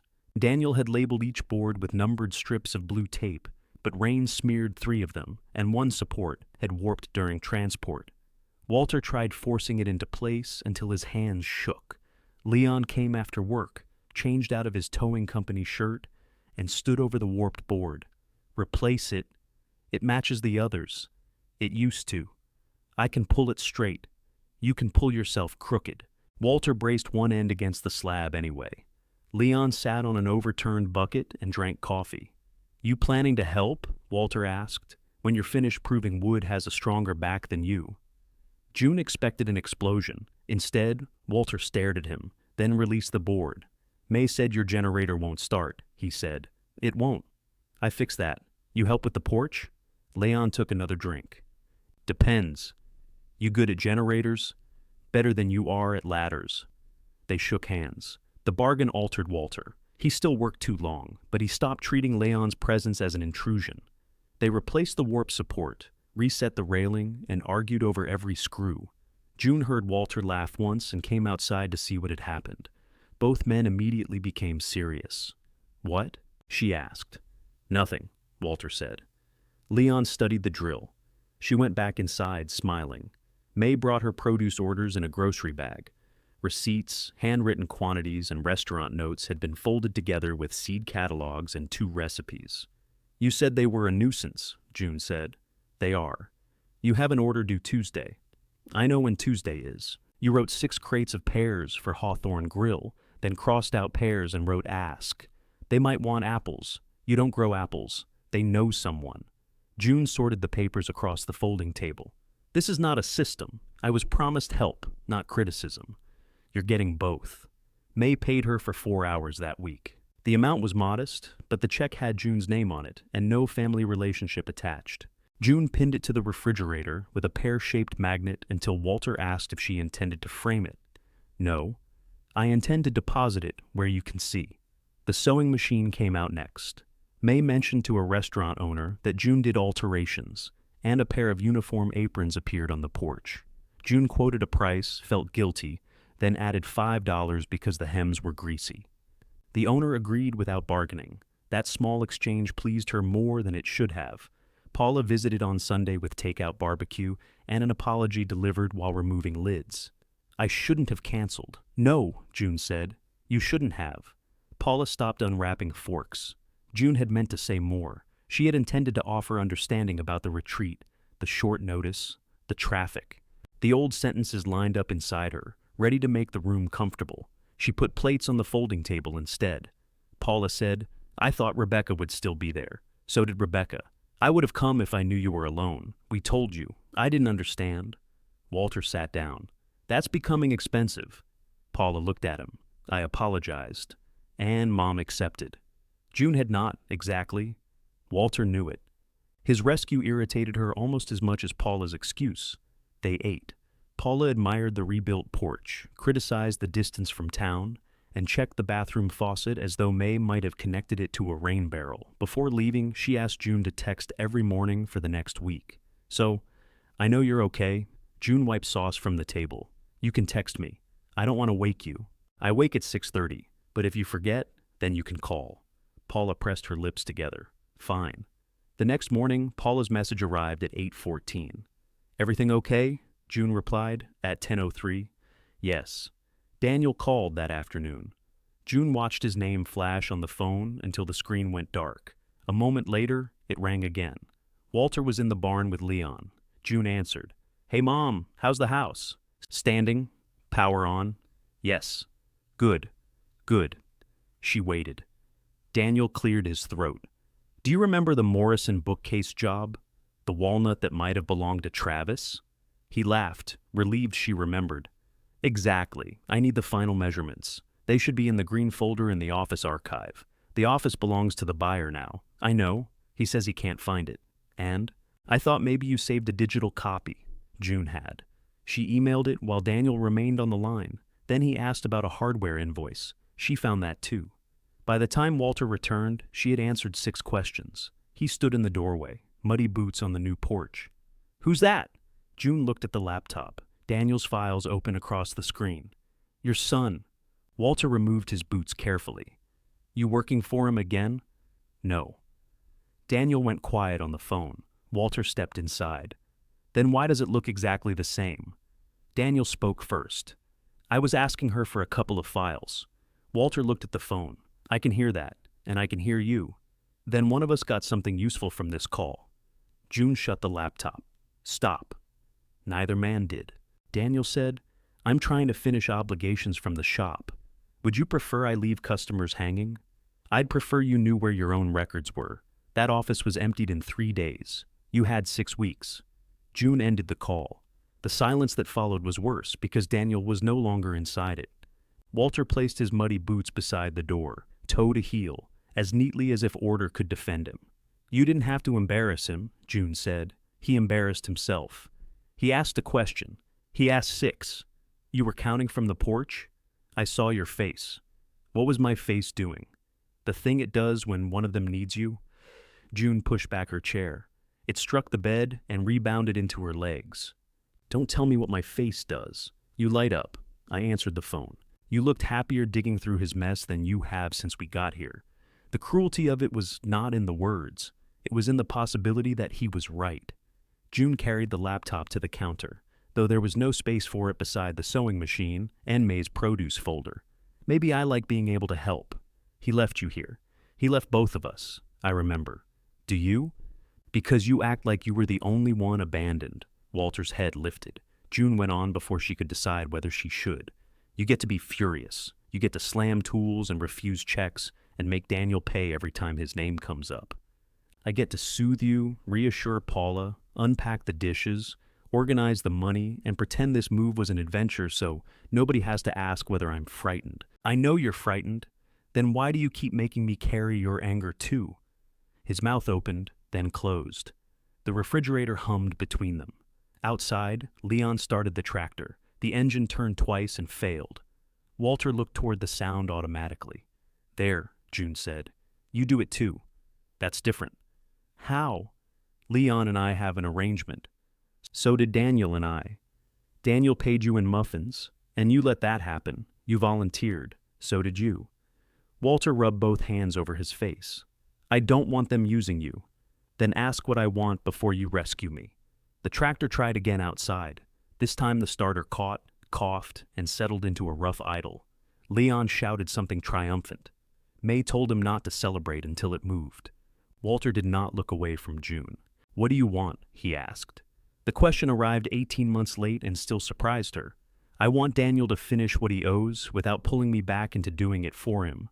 I want Paula to call because she wants to speak to me, not because she thinks I'll die between breakfast and lunch. I want to miss them without you treating it as disloyalty. His face tightened at the last sentence. And, she said, I want Room to be angry in my own way. Walter glanced around the cottage. Room may be the problem. She nearly laughed. It escaped as one broken breath and made her angrier again. I'm going to May's. For what? Room. She took her jacket from the hook and stepped into her shoes. Walter moved aside. You coming back? June stared at him. He looked ashamed of the question. I live here, she said, and left. May was in the equipment barn, standing over the running tractor with Leon. Exhaust floated beneath the rafters. Walter's tools lay open across a workbench. Your husband did the wiring wrong, Leon said. May shook her head. Don't involve me. I meant the repair. He'll be offended either way. June sat on an overturned crate. Leon looked from her to the cottage, then switched off the tractor. I should test it under load. You should, May said. He did not move. May pointed toward the door, far away. Leon picked up his thermos and left without asking a question. May waited until his truck disappeared down the lane. Want tea? No. Good. Mine tastes like boiled fence. June looked at the tractor. Walter fixed it? Most of it. Leon did whatever requires thumbs. Leon has one that doesn't bend. Still has two. May sat on a second crate. She did not ask what happened. That made June tell her. When she finished, May picked a strip of old gasket from her sleeve. You're both right, she said. That's no help. I didn't offer help. Why am I friends with you? Location. June leaned back against the wall. He thinks if he stays angry, none of this can hurt him again. Does it work? No. Shame. And I keep answering because if Daniel still needs me, then maybe he didn't throw me away. May's expression did not change. Does that work? June looked down at her hands. No. They sat until the barn grew cool. When June returned, Walter had put the laptop on the folding table. A yellow legal pad lay beside it. At the top, he had written, Daniel, final questions. You called him? She asked. No. What's that? A limit. June hung up her jacket. Walter kept his eyes on the pad. He can send every question he has. You answer them once. After that, if Coulter Ridge wants your time, they pay for it. It isn't Coulter Ridge's business. Then Daniel pays. He's our son. He's also 46. June sat across from him. You don't get to set my rates. No. He pushed the pad toward her. You do. Daniel did not like the arrangement. He said he only needed help closing old files. June told him that was why he should gather his questions before she closed them. He accused Walter of turning family into a transaction. June said, Your father isn't on the phone. Daniel went silent. She gave him one final afternoon. He sent 23 questions, 5 of which answered themselves if he opened the attached reports. June answered 18. For the other 5, she wrote instructions explaining where he could find the information. A week later, he called about an invoice. June said, My rate is $28 an hour, 1 hour minimum. Seriously? I rounded down. He laughed, then realized she was not joking. Fine, he said. She emailed him an invoice afterward. He paid it the same day. Walter printed the payment confirmation and stuck it beneath the pear magnet on the refrigerator. Don't be smug, June told him. I'm admiring your pension plan. The cottage slowly acquired order. Walter and Leon finished the porch before the first hard frost. They rebuilt the awning over the kitchen window and replaced the cracked outer pane after the claim reimbursement came through. June unpacked the last box and discovered 2 shirts she had forgotten she owned. The shattered yellow casserole dish left a gap in the cabinet. She did not fill it. Winter settled over the farm. Frost silvered the old pear trees. Walter worked no more than 8 hours a month on May's equipment, though he complained that discussing a repair should not count as labor. It counts if you're holding a wrench, May said. What if I'm pointing with it, especially then? June organized the restaurant orders every Monday. May paid on Friday. Alteration work grew through word of mouth. Aprons, trouser hems, a torn coat lining, curtains for the dining room at Hawthorne Grill. June quoted prices without apologizing. She learned to clear the table after breakfast and stop by 4 because working into supper turned the little house into a fabric warehouse. Leon began eating with them some Thursdays. He lived alone in town, after a divorce he described as mutual, except for every detail. He brought meatloaf from a diner and refused anything green unless June hid it beneath gravy. The first time the 4 of them ate inside, Knees collided beneath the folding table. "This is intimate," Leon said. May moved her boot off his. That wasn't intimacy. When the weather warmed, Walter extended the porch along the cottage's south side, not all at once. He worked in short stretches, resting his knee without being told whenever Leon was there. When Leon was not, June had to appear in the doorway holding water and staring until he sat down. The new section was wide enough for a second-hand table May found at an estate sale. The top was scarred, and one leg sat shorter than the others. Walter crawled beneath it with a level. June ran her hand over a white heat mark near the center. "We've had worse. That was one curling iron." "I didn't name anyone," you thought Paula loudly.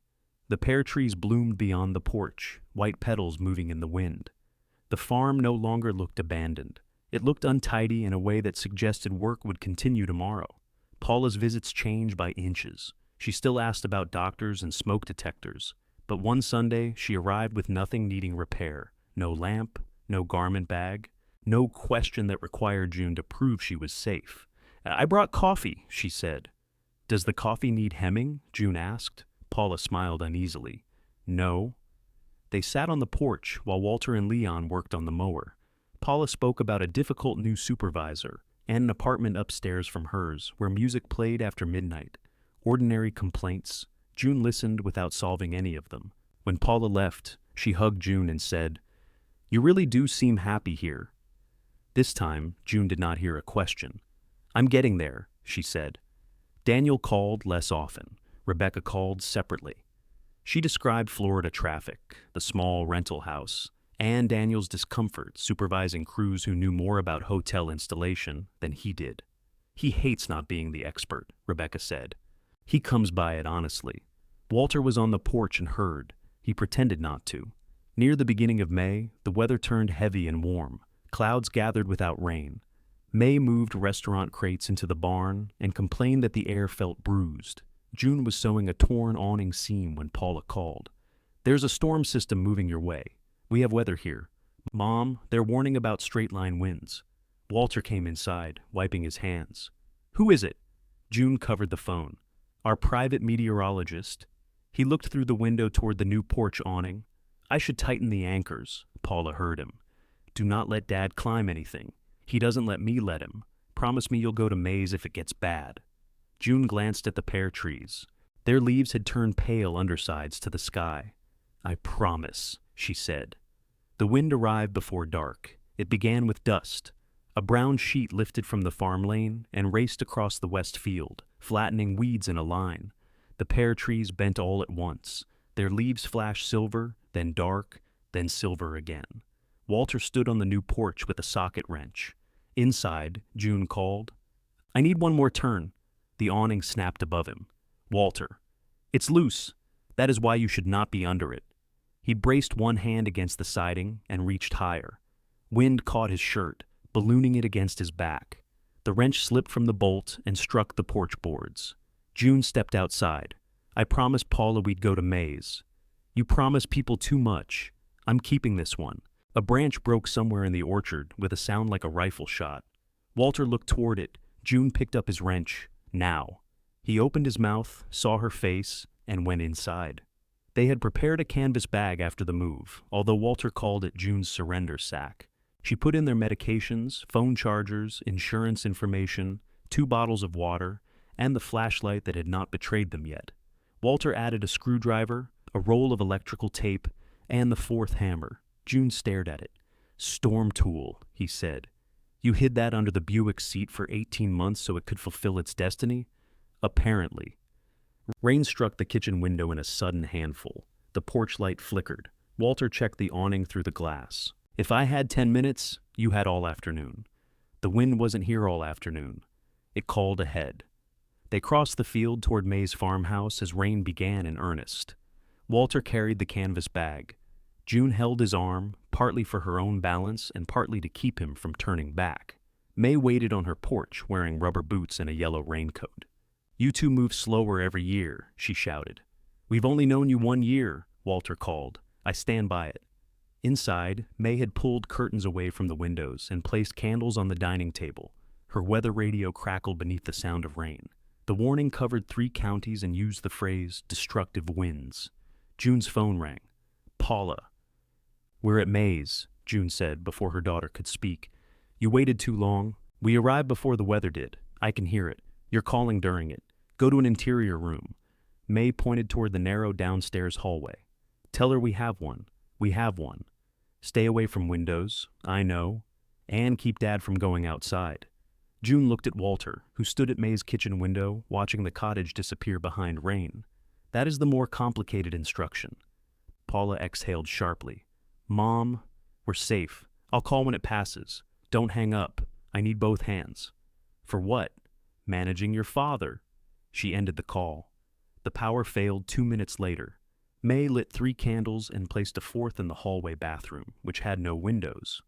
Walter paced from the kitchen to the dining room and back until May told him he was wearing a route into her floor. Something struck the side of the farmhouse. The walls shuddered. They moved into the hallway. June sat on the floor with her back against the wall. May lowered herself beside her, with considerably more noise and no apology. Walter remained standing until the wind changed pitch. Then he sat opposite June, knees raised, hands clasped between them. The weather radio crackled about downed lines. "I should have taken the awning down," Walter said. June leaned her head against the wall. "Yes, I could have done it this morning. Yes. You don't have to agree so fast. Would you like comfort or dishonesty?" May said, "If you two plan to do marriage, warn me. I'll go sit in the bathtub." A gust roared across the roof. The old house gave a low, wooden groan. June reached across the narrow hallway. Walter took her hand. For 20 minutes, wind made the world outside impossible. The farmhouse creaked. Rain forced itself beneath the back door and spread over the kitchen tile. A loose gutter banged against the eaves. Then, as abruptly as it had arrived, the roar moved east. Rain continued, but ordinary rain. The silence beneath it felt unnatural. Walter stood. "No," June said. It passed.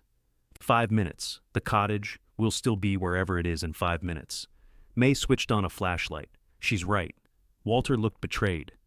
"You were insulting our speed 10 minutes ago. I contain multitudes. They waited 4 minutes and 12 seconds. Outside, the farm had been rearranged. 2 pear trees lay across the west field. Broken limbs covered the lane. The equipment barn had lost 1 sheet of metal roofing, which hung crooked from the remaining screws. Water rushed through the drainage ditch and spread into the garden.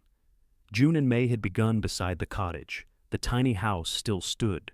June's knees weakened so suddenly that she gripped the porch post. Its awning did not stand. One side had torn free and folded backward over the roof, taking a length of trim with it. The new porch railing leaned outward. Muddy water covered the lower steps and pooled beneath the south side, where the unfinished garden had become a shallow brown pond. Walter started across the field. June did not stop him this time. They approached through wet grass. A pear limb lay 6 feet from the bedroom wall. Another had crushed the corner of the porch table. White blossoms pasted themselves to the yellow siding. Walter touched the foundation blocks, then crouched to inspect beneath the skids. "Still level," he said. June unlocked the door.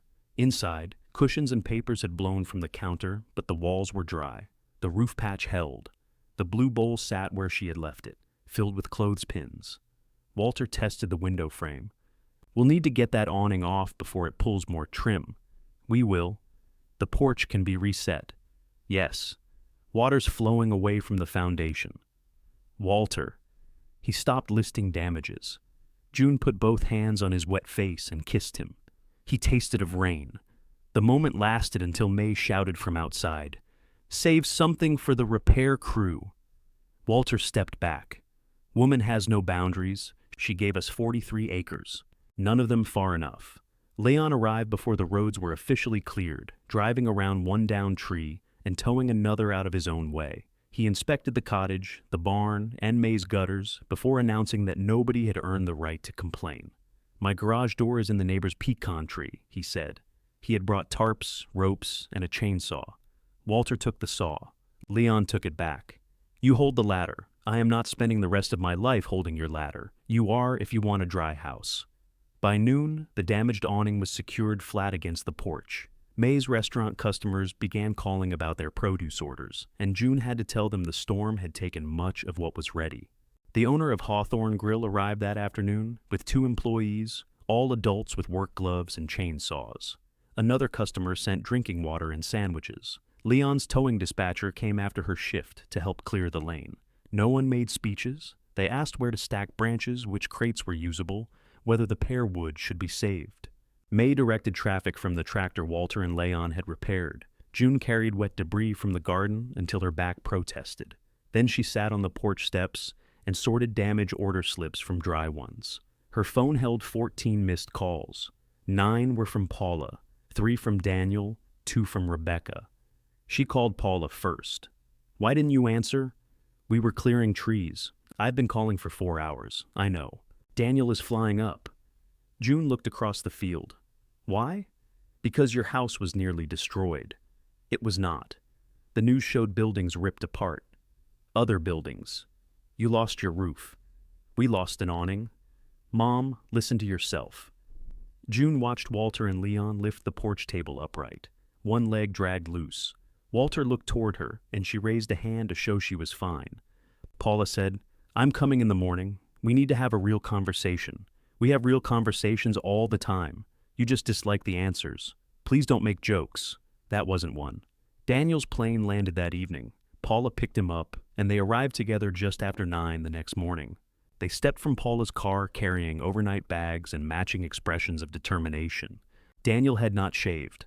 Paula wore the same unsuitable loafers she had worn on her first visit, now splashed with mud before she reached the porch. June was making coffee on an electric hot plate because the power line to the cottage remained down. Walter and Leon were replacing the torn trim. May drove the tractor past with a load of branches. Daniel stopped in the yard. "Who are all these people?" "Hawthorne Grill sent help yesterday," June said. "Leon stayed over at May's. That's his dispatcher by the barn." Paula surveyed the awning, the muddy garden, the damaged railing. "This is exactly what I was afraid of." Walter descended the ladder slowly. "Weather? You living out here with no emergency support." Leon looked toward the cluster of vehicles, then at Paula. She flushed. Family support. Daniel climbed onto the porch. "Dad, you cannot keep doing roof work after a storm. I'm replacing trim 6 feet off the ground. You shouldn't be on a ladder at all." "I was holding it," Leon said. "He was." "Thank you," Walter said. Finally, a witness. Paula entered the cottage and began opening cabinets. June followed. "What are you doing, seeing what you need to pack?" The words were so familiar in their assumption that June went still. Paula turned. "You can come to my place, both of you. We'll figure out a proper arrangement from there." Daniel stood in the doorway. "There are good active adult communities near us too." Rebecca found 2 with furnished units. "In Florida?" Walter asked. "You wouldn't have to decide today. You already decided for us once." Daniel flinched. "I'm trying to keep you safe." "No," June said. "You're trying to stop feeling guilty." All 3 of them looked at her.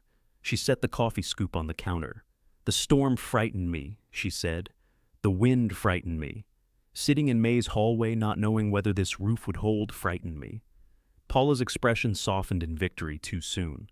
"But not as much as the day Rebecca's truck drove away, and your message came saying you couldn't make it." Paula's face emptied. June turned to Daniel. "Not as much as learning strangers had photographed our home before you told us the land was for sale. Not as much as hearing 23 days and realizing both our children had discussed where to put us without discussing it with us." Daniel looked down.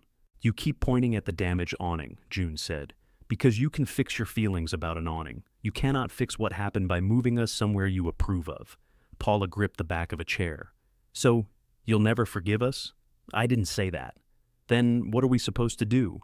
June looked through the open door at broken pear branches stacked in careful rows, at May driving the tractor, at Walter standing on ground they had chosen. "Start by helping with what actually broke." Paula looked down at her loafers. "Do you have boots?" May called from the tractor. "Not in her size." "I wasn't asking you," Paula said. "I know." June found an old pair of rubber boots beneath May's back porch. They were 2 sizes too large and painted with faded sunflowers. Paula stared at them. "Those are humiliating. So is mud between your toes." Paula changed shoes. Daniel borrowed work gloves from Leon and joined Walter beside the porch. His first instinct was to reach for the damaged trim. Walter moved it out of range. "Branches first. I know how to replace siding, and I know where May wants the pear wood. I flew 600 miles to stack branches. Walter pointed toward the orchard. Some people drove 20 minutes. Daniel's jaw shifted, but he went. June sent Paula to help salvage the garden. Stormwater had flattened the early tomato plants and buried 2 rows of herbs beneath silt. Paula crouched in the mud and tried lifting a tomato by its stem. "Not like that," June said. "I've never repaired a vegetable." "You don't repair it. You give the roots a chance." "That sounds suspiciously meaningful." "It's a tomato." They worked side by side, clearing muck from the stems and pressing wet soil around exposed roots. Paula's rubber boots made sucking noises whenever she moved. After a while, she said, "I really thought Rebecca was staying that day." June loosened soil with her fingers. "She thought you were coming." "Daniel told me their truck was leaving late." "And you told him you had a retreat. It wasn't optional." Neither was moving. Paula sat back on her heels. Mud stained both knees of her trousers. "I should have come," she said. "Yes. You could make this easier. For whom?" Paula pulled a broken basil stalk from the ground. "I don't know how to talk to you when you're like this." "Like what?" "Not making it better." June looked at her daughter. Paula's hair had escaped its clip and blown across her cheek. She appeared younger when irritated, though June knew better than to confuse that with helplessness. "Maybe it wasn't my part to make better," June said. Paula rubbed the basil leaves between her fingers. Their scent rose sharp and green. "I was afraid," she said, "when Dad fell. When you moved on to Daniel's property. I kept thinking something would happen and I'd be the one too far away. So you let Daniel be responsible. He wanted you there, and you wanted not to be." Paula did not answer. June pressed soil around another plant. "That is what happened. You don't have to turn it into something prettier before we can speak about it. I love you, I know." The words did not settle everything. They were not meant to. By noon, the lane was clear, and the usable pear wood stacked beside the barn. Daniel took instructions from Leon without challenging each one, which June suspected required more effort than the lifting. Walter remained on the ground, handing up tools while Leon removed the last twisted section of awning. Paula carried damaged plants to the compost pile until one sunflower boot stayed behind in the mud. When she pulled her foot free, May laughed so hard she had to lean against the tractor. Paula stood on one leg. "I could leave." "You already tried that?" May said. The laughter stopped. May's expression changed. That was sharper than intended. "No," Paula said quietly. It was about right. She retrieved the boot herself. That evening, everyone ate sandwiches on the porch. The table's loose leg had been removed, leaving one corner propped on a stack of old boards. Daniel studied it between bites. "I can build a new base." Walter chewed and swallowed. "You live in Florida. I can do it before I go. You have a return flight tomorrow. I can change it." June waited for Walter to find a reason to refuse. Instead, he said, "There's oak in the barn." Daniel nodded. They worked until after dark beneath a temporary light. Daniel measured. Walter corrected the measurement. Daniel measured again without arguing. Leon cut the first joint, then made Daniel cut the second. The table base took shape slowly, 4 solid legs joined by braces that would keep it level on the uneven porch. June and Paula washed dishes inside. "You don't have to text me every morning," Paula said. "I know. I'm gonna stop asking." "All right. If I don't hear from you for a few days, I'll call. I may answer at 10. Paula smiled faintly. "I know." Daniel slept on May's couch because the cottage had no room, and Paula refused to share May's guest bed with her brother. At dawn, June found him alone on the porch, sanding one of the oak legs. "You changed your flight?" "Tomorrow afternoon." "Does Coulter Ridge know?" "I told them there was storm damage." June poured coffee from the pot and handed him a cup. He looked toward the repaired utility pole. "I didn't think this place would work. You barely saw it. I saw enough. You saw weeds, and Dad picking fights with May. That is how they communicate." Daniel smiled into his coffee. "I thought you'd last a month, then call me. What would you have done?" "He took too long." June sat opposite him. "That is not a trap. I would have found something." "Something near you?" "Maybe." "Something we chose?" Daniel ran his thumb over a nick in the table. "I don't know." "No? You don't." He set down the cup. "I was relieved when I left early." June had not expected honesty to hurt more than an excuse. Daniel continued, words coming faster. "I told myself it was orientation, and it was. but I was glad I didn't have to watch the house move. I thought Dad would say something I couldn't fix. What did you think he would say? That I had become the kind of son he always expected me to become. June looked through the doorway. Walter slept inside, one arm flung across her empty side of the bed. He did not expect that, she said. He expects me to finish what I start. He expects that of screwdrivers. Daniel looked down. Your father is angry, June said. That does not mean every ugly thing you imagine him saying belongs to him. Is he ever going to forgive me? Why does everyone keep asking me that as if I issue permits? Because you're the one who knows him. So are you. Daniel returned to sanding. When Walter came out, Daniel handed him the finished leg. Walter ran his palm along each edge. Too much off this corner, he said. Daniel looked at it. It won't show. I know. Walter placed the leg with the others. It's good. That was all. Daniel's shoulders lowered as if he had been carrying something heavier than oak. The new table stood by lunch. Its old scarred top rested on a base strong enough to hold 3 times its weight. Paula insisted they carve the date beneath it. No, Walter said. Then every storm becomes a holiday. May handed him a pencil anyway. He wrote the date where no one would see unless they crawled underneath. Paula drove Daniel to the airport the next afternoon. Before getting into the car, he asked Walter whether the porch needed anything else. Yes, Walter said. Daniel waited. Time. Daniel nodded. I can come back. You can. Not should. Not must. Can. June heard the difference.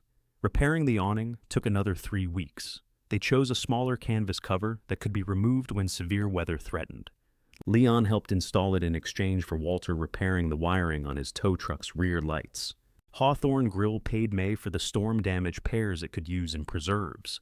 June helped revise the smaller orders. No one recovered what was lost, but the farm did not collapse. The flooded garden produced fewer tomatoes and more weeds. Paula claimed the surviving basil as a personal triumph.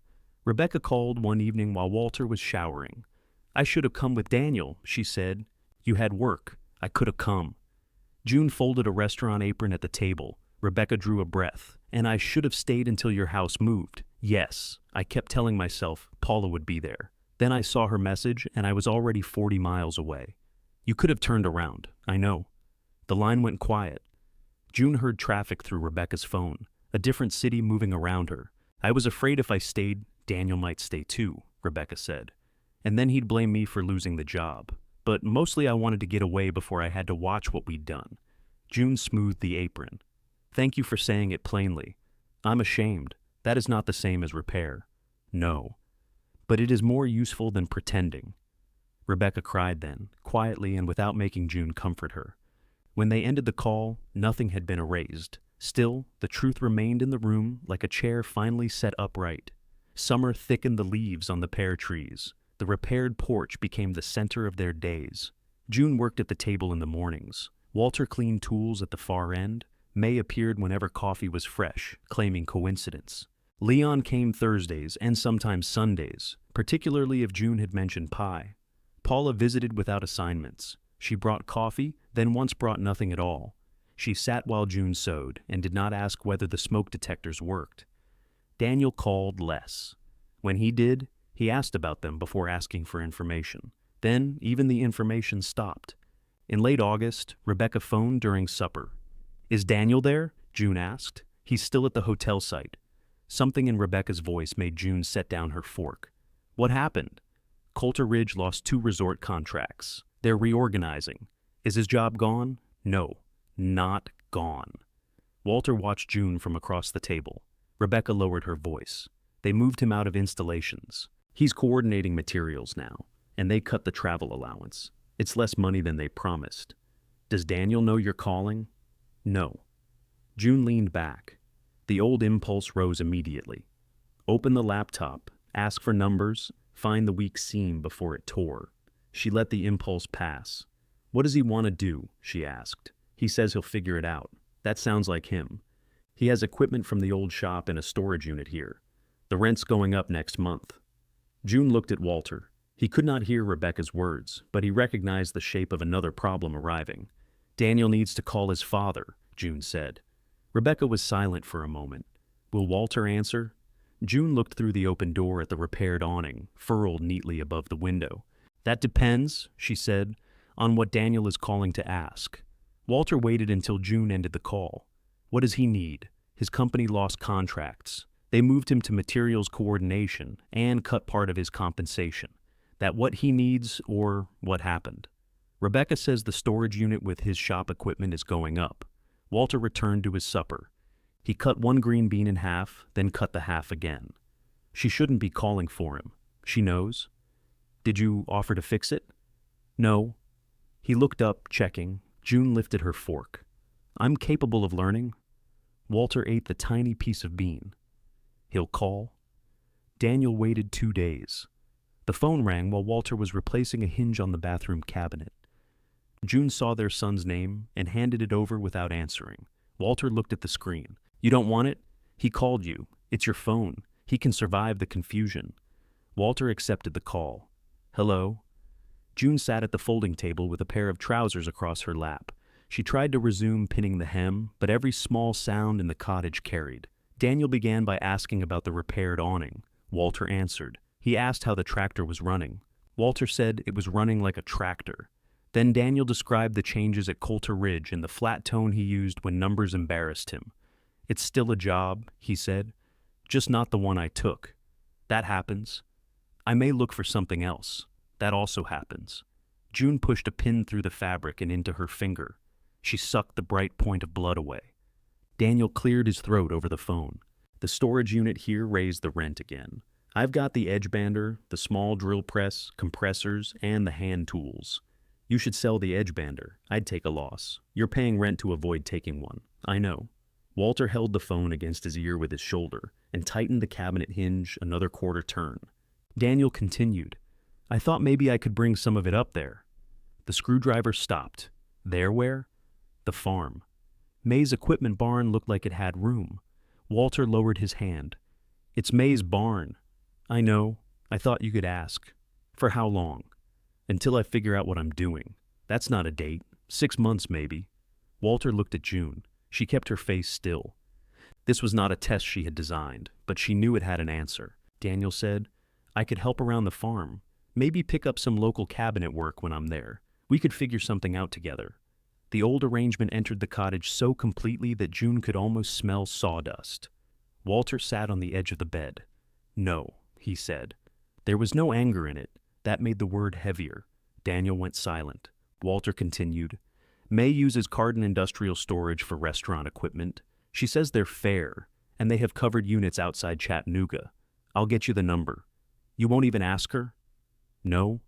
Why? Because you aren't asking for a place to put 3 boxes. You're asking us to carry the part of your decision you don't want to finish. That's not fair. It's exact. So I made one mistake and now you're never helping me again? June set down the trousers. Walter's grip tightened around the phone. You made more than one, he said. So have I. That's not the point. Then what is? If you bring those machines here, I'll maintain them. Your mother will track whether you've paid rent. May will lose half her barn. 6 months will become whenever. We already know how that story works. You don't know that. I know us. Daniel's breathing came harshly through the small speaker. Walter said, Call Cardin. Sell what you don't use. Keep what pays for itself. I thought family was supposed to help. Advice is help. Convenient. No. Convenient would be saying yes because I want you to think well of me. June saw the effort it cost him to say that. Daniel's voice hardened. Send me the number. I will. The call ended. Walter sat with the dark phone in his hand. The cabinet door remained open behind him. June waited. He thinks I punished him, Walter said. Did you?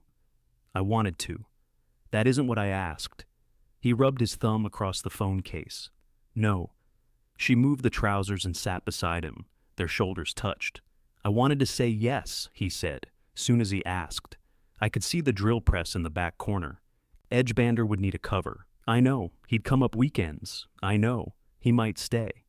June rested her head against him. I know. Walter gave a rough laugh.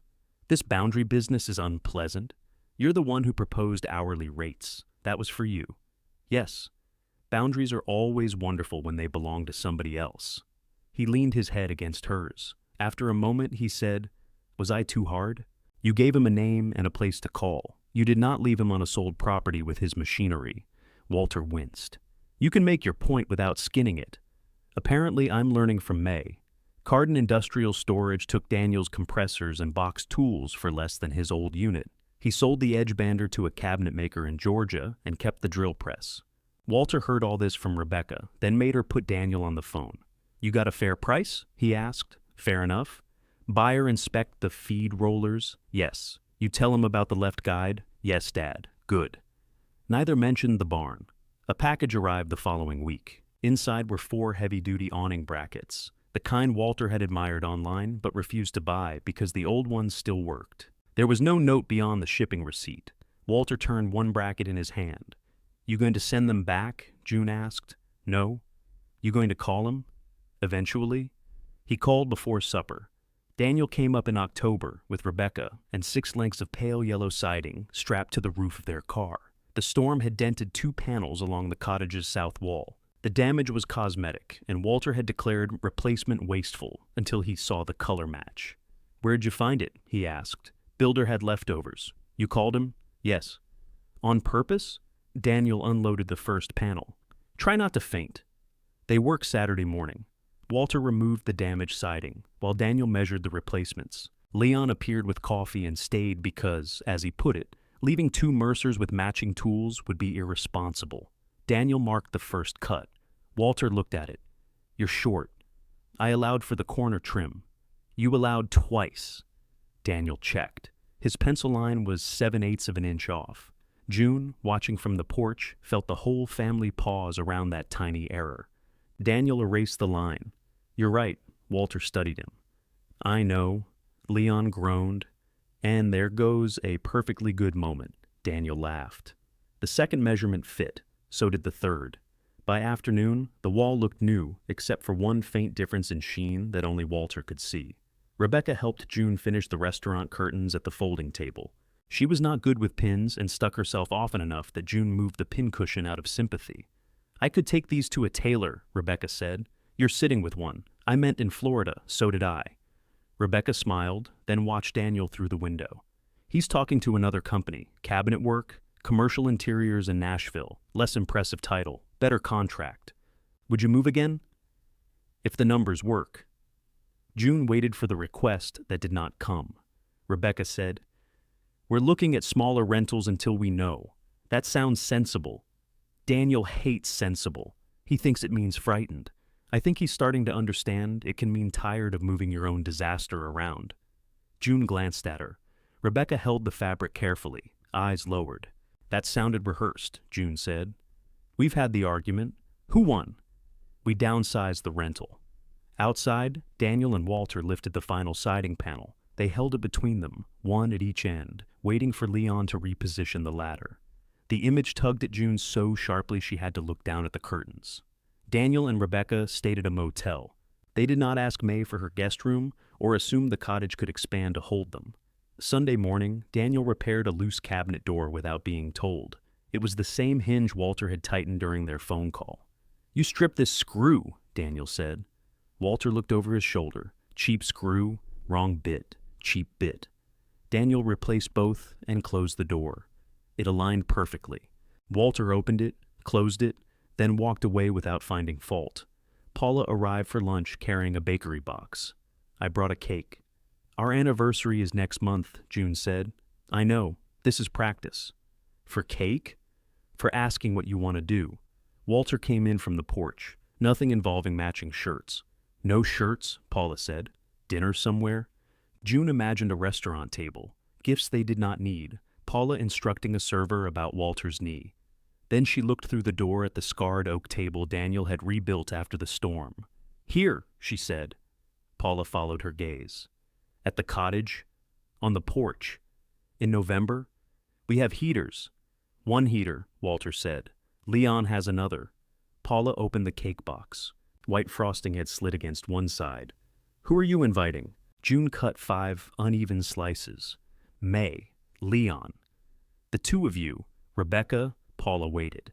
Daniel is included in the 2 of you. I thought you meant Dad. Walter looked offended. I live here? Rebecca covered a laugh with her napkin. Paula said, I can handle food. You can bring some. Some, May will insist.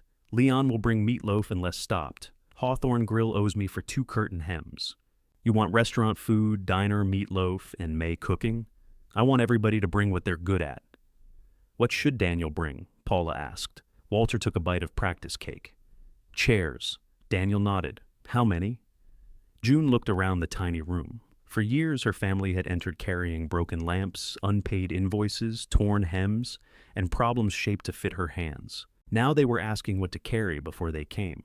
12, she said, and none of them folding shut while somebody's sitting. The anniversary preparations spread across the next few weeks without taking over June's life. She refused Paula's printed checklist. She accepted Rebecca's offer to order flowers, then changed her mind and asked May for pear branches instead. Walter strung warm lights beneath the removable awning and tested them 3 evenings in a row. Leon brought a propane heater with a dented guard. That safe? Walter asked. Safer than your extension cord. That was temporary. So is winter. June finished her paying work by the Thursday before dinner. She covered the sewing machine and slid it beneath the table.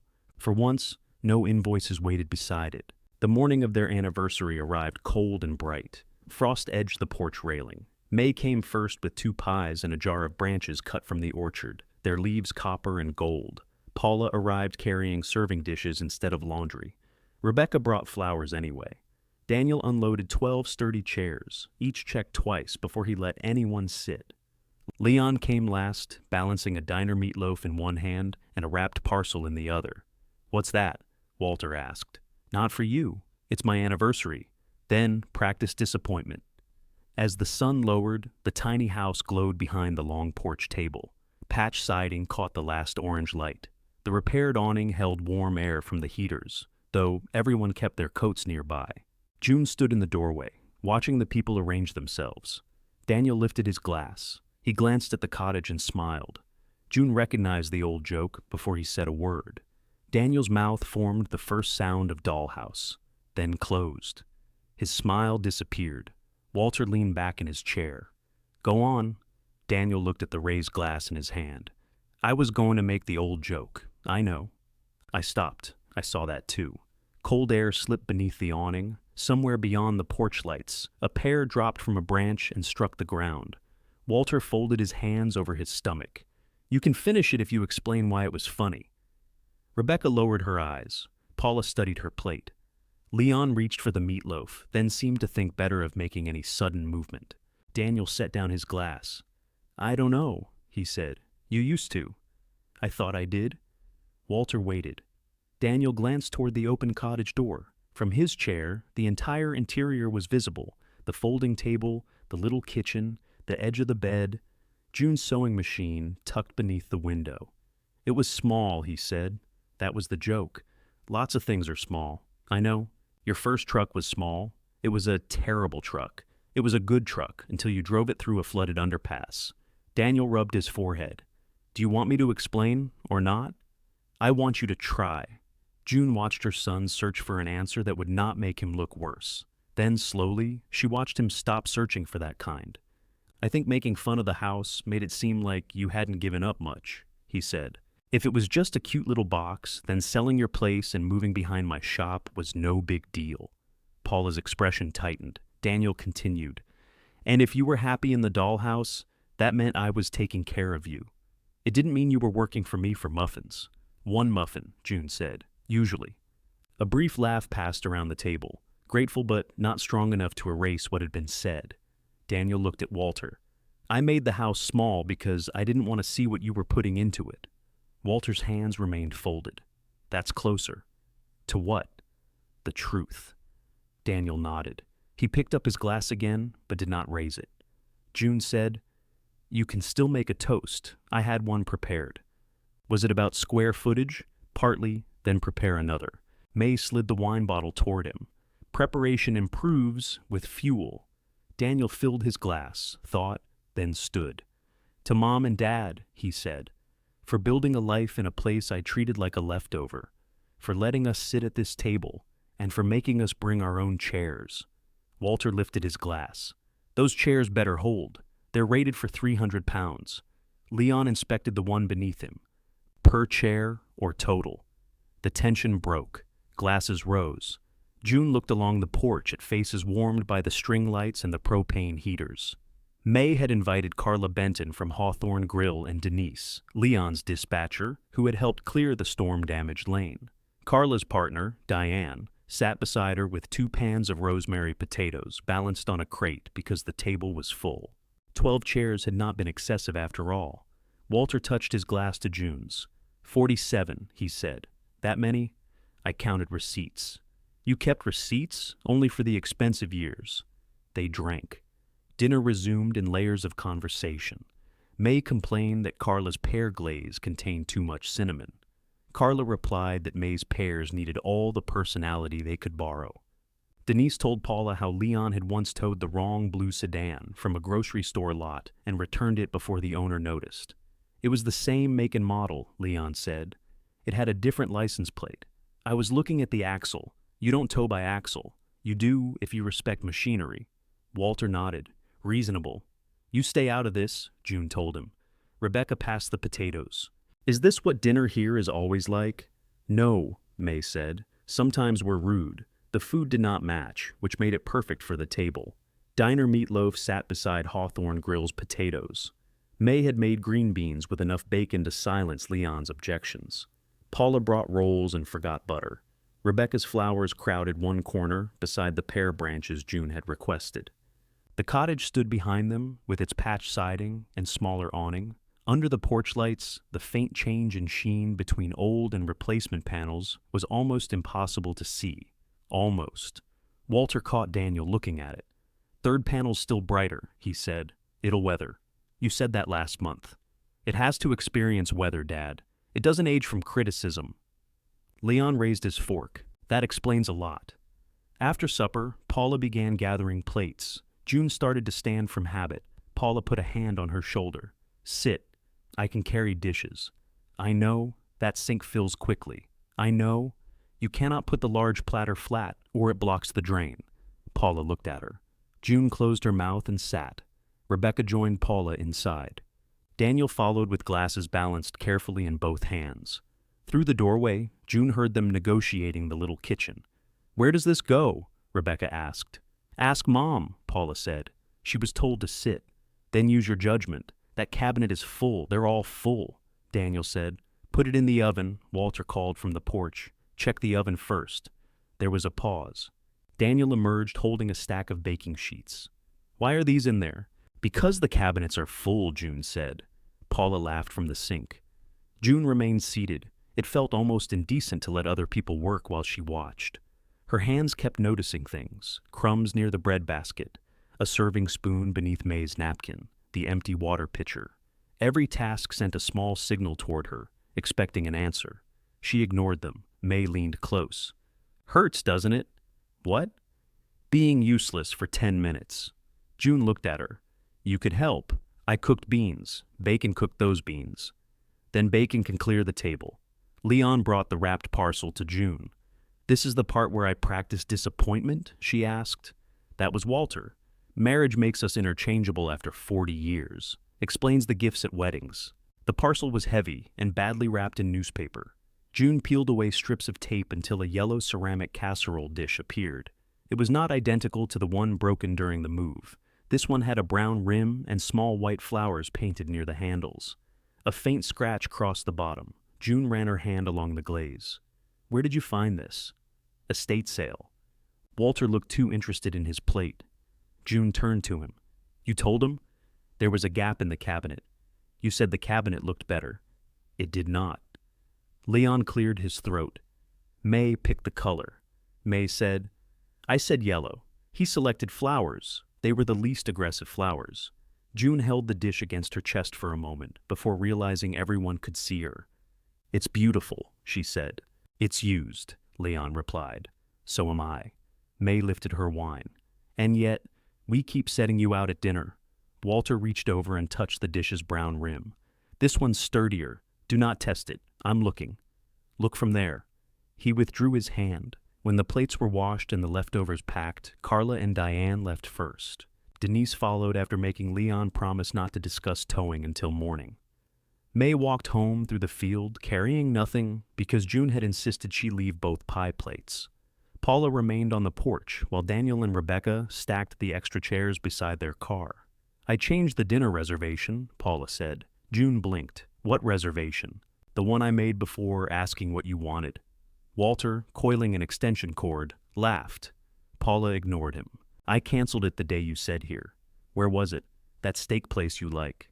"I liked their rolls. You said the steak was excellent. It cost $48. I had to respect it." Paula pulled her coat closed. "I almost kept the reservation anyway. I thought it would be easier." "For whom?" "There you go again." June smiled. "You taught me good questions." Paula looked toward the cottage. "I'm trying not to solve you, I noticed. It feels unnatural. That may run in the family." Paula nodded toward Daniel, who was testing the stacked chairs so they would not shift in the car. "He got the Nashville job." June looked at her son. "He didn't tell you?" "Not yet. He wanted to do it tonight." Then the toast happened. Paula glanced at the long table, its old top supported by the oak base Daniel had built after the storm. "I didn't know he felt that way about the house. Neither did he." I laughed too. June waited. Paula tucked both hands into her coat pockets. "I liked that it was Daniel's responsibility. If the house was ridiculous, then living there was your choice. I didn't have to ask why I was relieved." The admission was quieter than Daniel's. It landed just as heavily. "You were relieved," June said. "Yes. And then you were worried." "Yes. Both can be true." Paula looked at her. "Is that forgiveness?" "No." Her daughter's face fell. "It's understanding," June said. "Forgiveness is what we do with it over time." Paula nodded slowly. "I'd like to come next Sunday," she said. "What needs mending?" "Nothing." "Lamp broken?" "No." "Supervisor trouble?" "Always, but you don't have to fix it." June pretended to consider. "Coffee? I'll bring it. Then come." Paula hugged her. This time the embrace held no apology inside it, only a plan for Sunday. Daniel waited until she drove away before approaching Walter. Rebecca remained by their car, giving them privacy without making a performance of it. "I accepted the Nashville offer," Daniel said. "So I heard." He glanced toward June. "Your sister," she said. "I told her by accident." "How do you accept a job by accident?" Walter asked. "I told her about the job by accident. Try nouns in the right order." Daniel smiled. "It's less money than the original Coulter Ridge offer, more than I make now. Mostly regional work, no resort promises." "You trust them?" "I trust the contract." Walter nodded. "Paper doesn't remember things differently next week." Daniel recognized his own words returned from the photographer day. His smile faded, but he did not look away. "Rebecca and I found a rental outside Murfreesboro," he said. "Smaller place, no workshop." "Probably wise." "I kept the drill press." "Also wise. I sold most of the hand tools." Walter's head lifted. "Which ones?" "Not yours." "I didn't say they were mine. You were about to." Walter considered denying it, then shrugged. Daniel rubbed one palm against the side of his coat. "I wanted to ask something." June felt Walter brace. Daniel saw it too. "Not storage," he said. "I handled that." "All right. When I come up, could I use May's barn to work on small projects if I pay her?" Walter did not answer immediately. "You ask May," he said. "It's her barn. If she says yes, you count your own hours and clean your own mess. That's fair.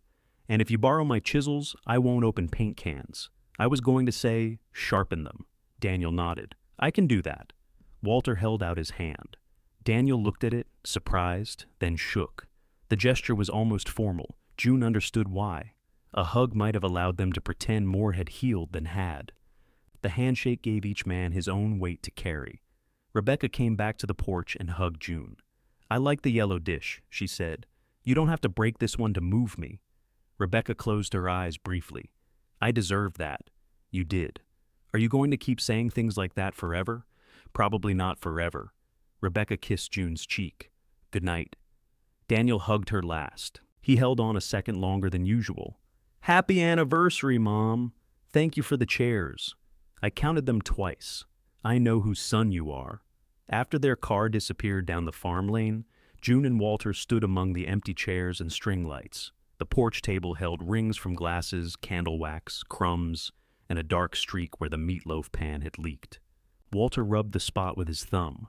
"Don't sand it," June said. "I wasn't." "You were thinking loudly." He set both hands on the table's scarred top. "Good base. Daniel built it. With supervision, with correction. Same thing." June carried the yellow casserole dish inside and placed it in the cabinet. It fit the old gap with half an inch to spare. Walter came in behind her. The room seemed larger after 12 people, although nothing had moved except the sewing machine. He folded the kitchen table down from the wall. "Coffee?" he asked. "If you make it." He filled the kettle. June sat in her usual chair and looked through the open door at the long porch, the repaired railing, the extra chairs stacked beneath the awning. Walter set 2 cups on the table. "Do you remember the first dinner here?" she asked. "At the farm? At Daniel's? Everybody on the porch." He sat across from her. "Rebecca took that picture of me in the shower. She still has it. She should delete it.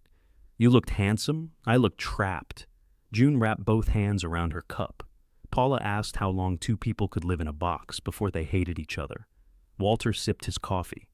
"What's the answer?" she asked. "Depends how often the neighbors come over." She laughed. The old joke no longer felt like one. Walter looked around the little house. "I hated this place for a while." "I know. I hated it because Daniel could point to it and say he'd taken care of us. I know that too. Then I hated it because taking it cost so much. Still does. The utility bill came. He ignored that." "You were right to keep it." June studied him. "You told Daniel tonight that criticism doesn't make siding age. I heard what I said. It may apply to husbands." "Unlikely." She reached across the narrow table. Walter turned his hand beneath hers. Outside, the porch lights reflected in the dark windows, doubling the space they seemed to occupy. Beyond them, May's farmhouse lamp glowed across the field. Leon's dented heater ticked as it cooled. The house had not become bigger. June's knees still struck the bed when she pushed back her chair. Walter's boots still competed with the vacuum. The casserole cabinet was full again. But no room stood empty waiting for family to remember it. No workshop light burned late with work they had mistaken for security. Everything inside the cottage had been chosen, used, repaired, or allowed to leave. Walter squeezed her fingers. 47 years, he said. "You ever regret taking me?" "Sometimes." "Tonight?" June listened to the quiet house after a full table, to the ordinary hum of the refrigerator, to wine moving without menace through the pear trees. "Not tonight," she said.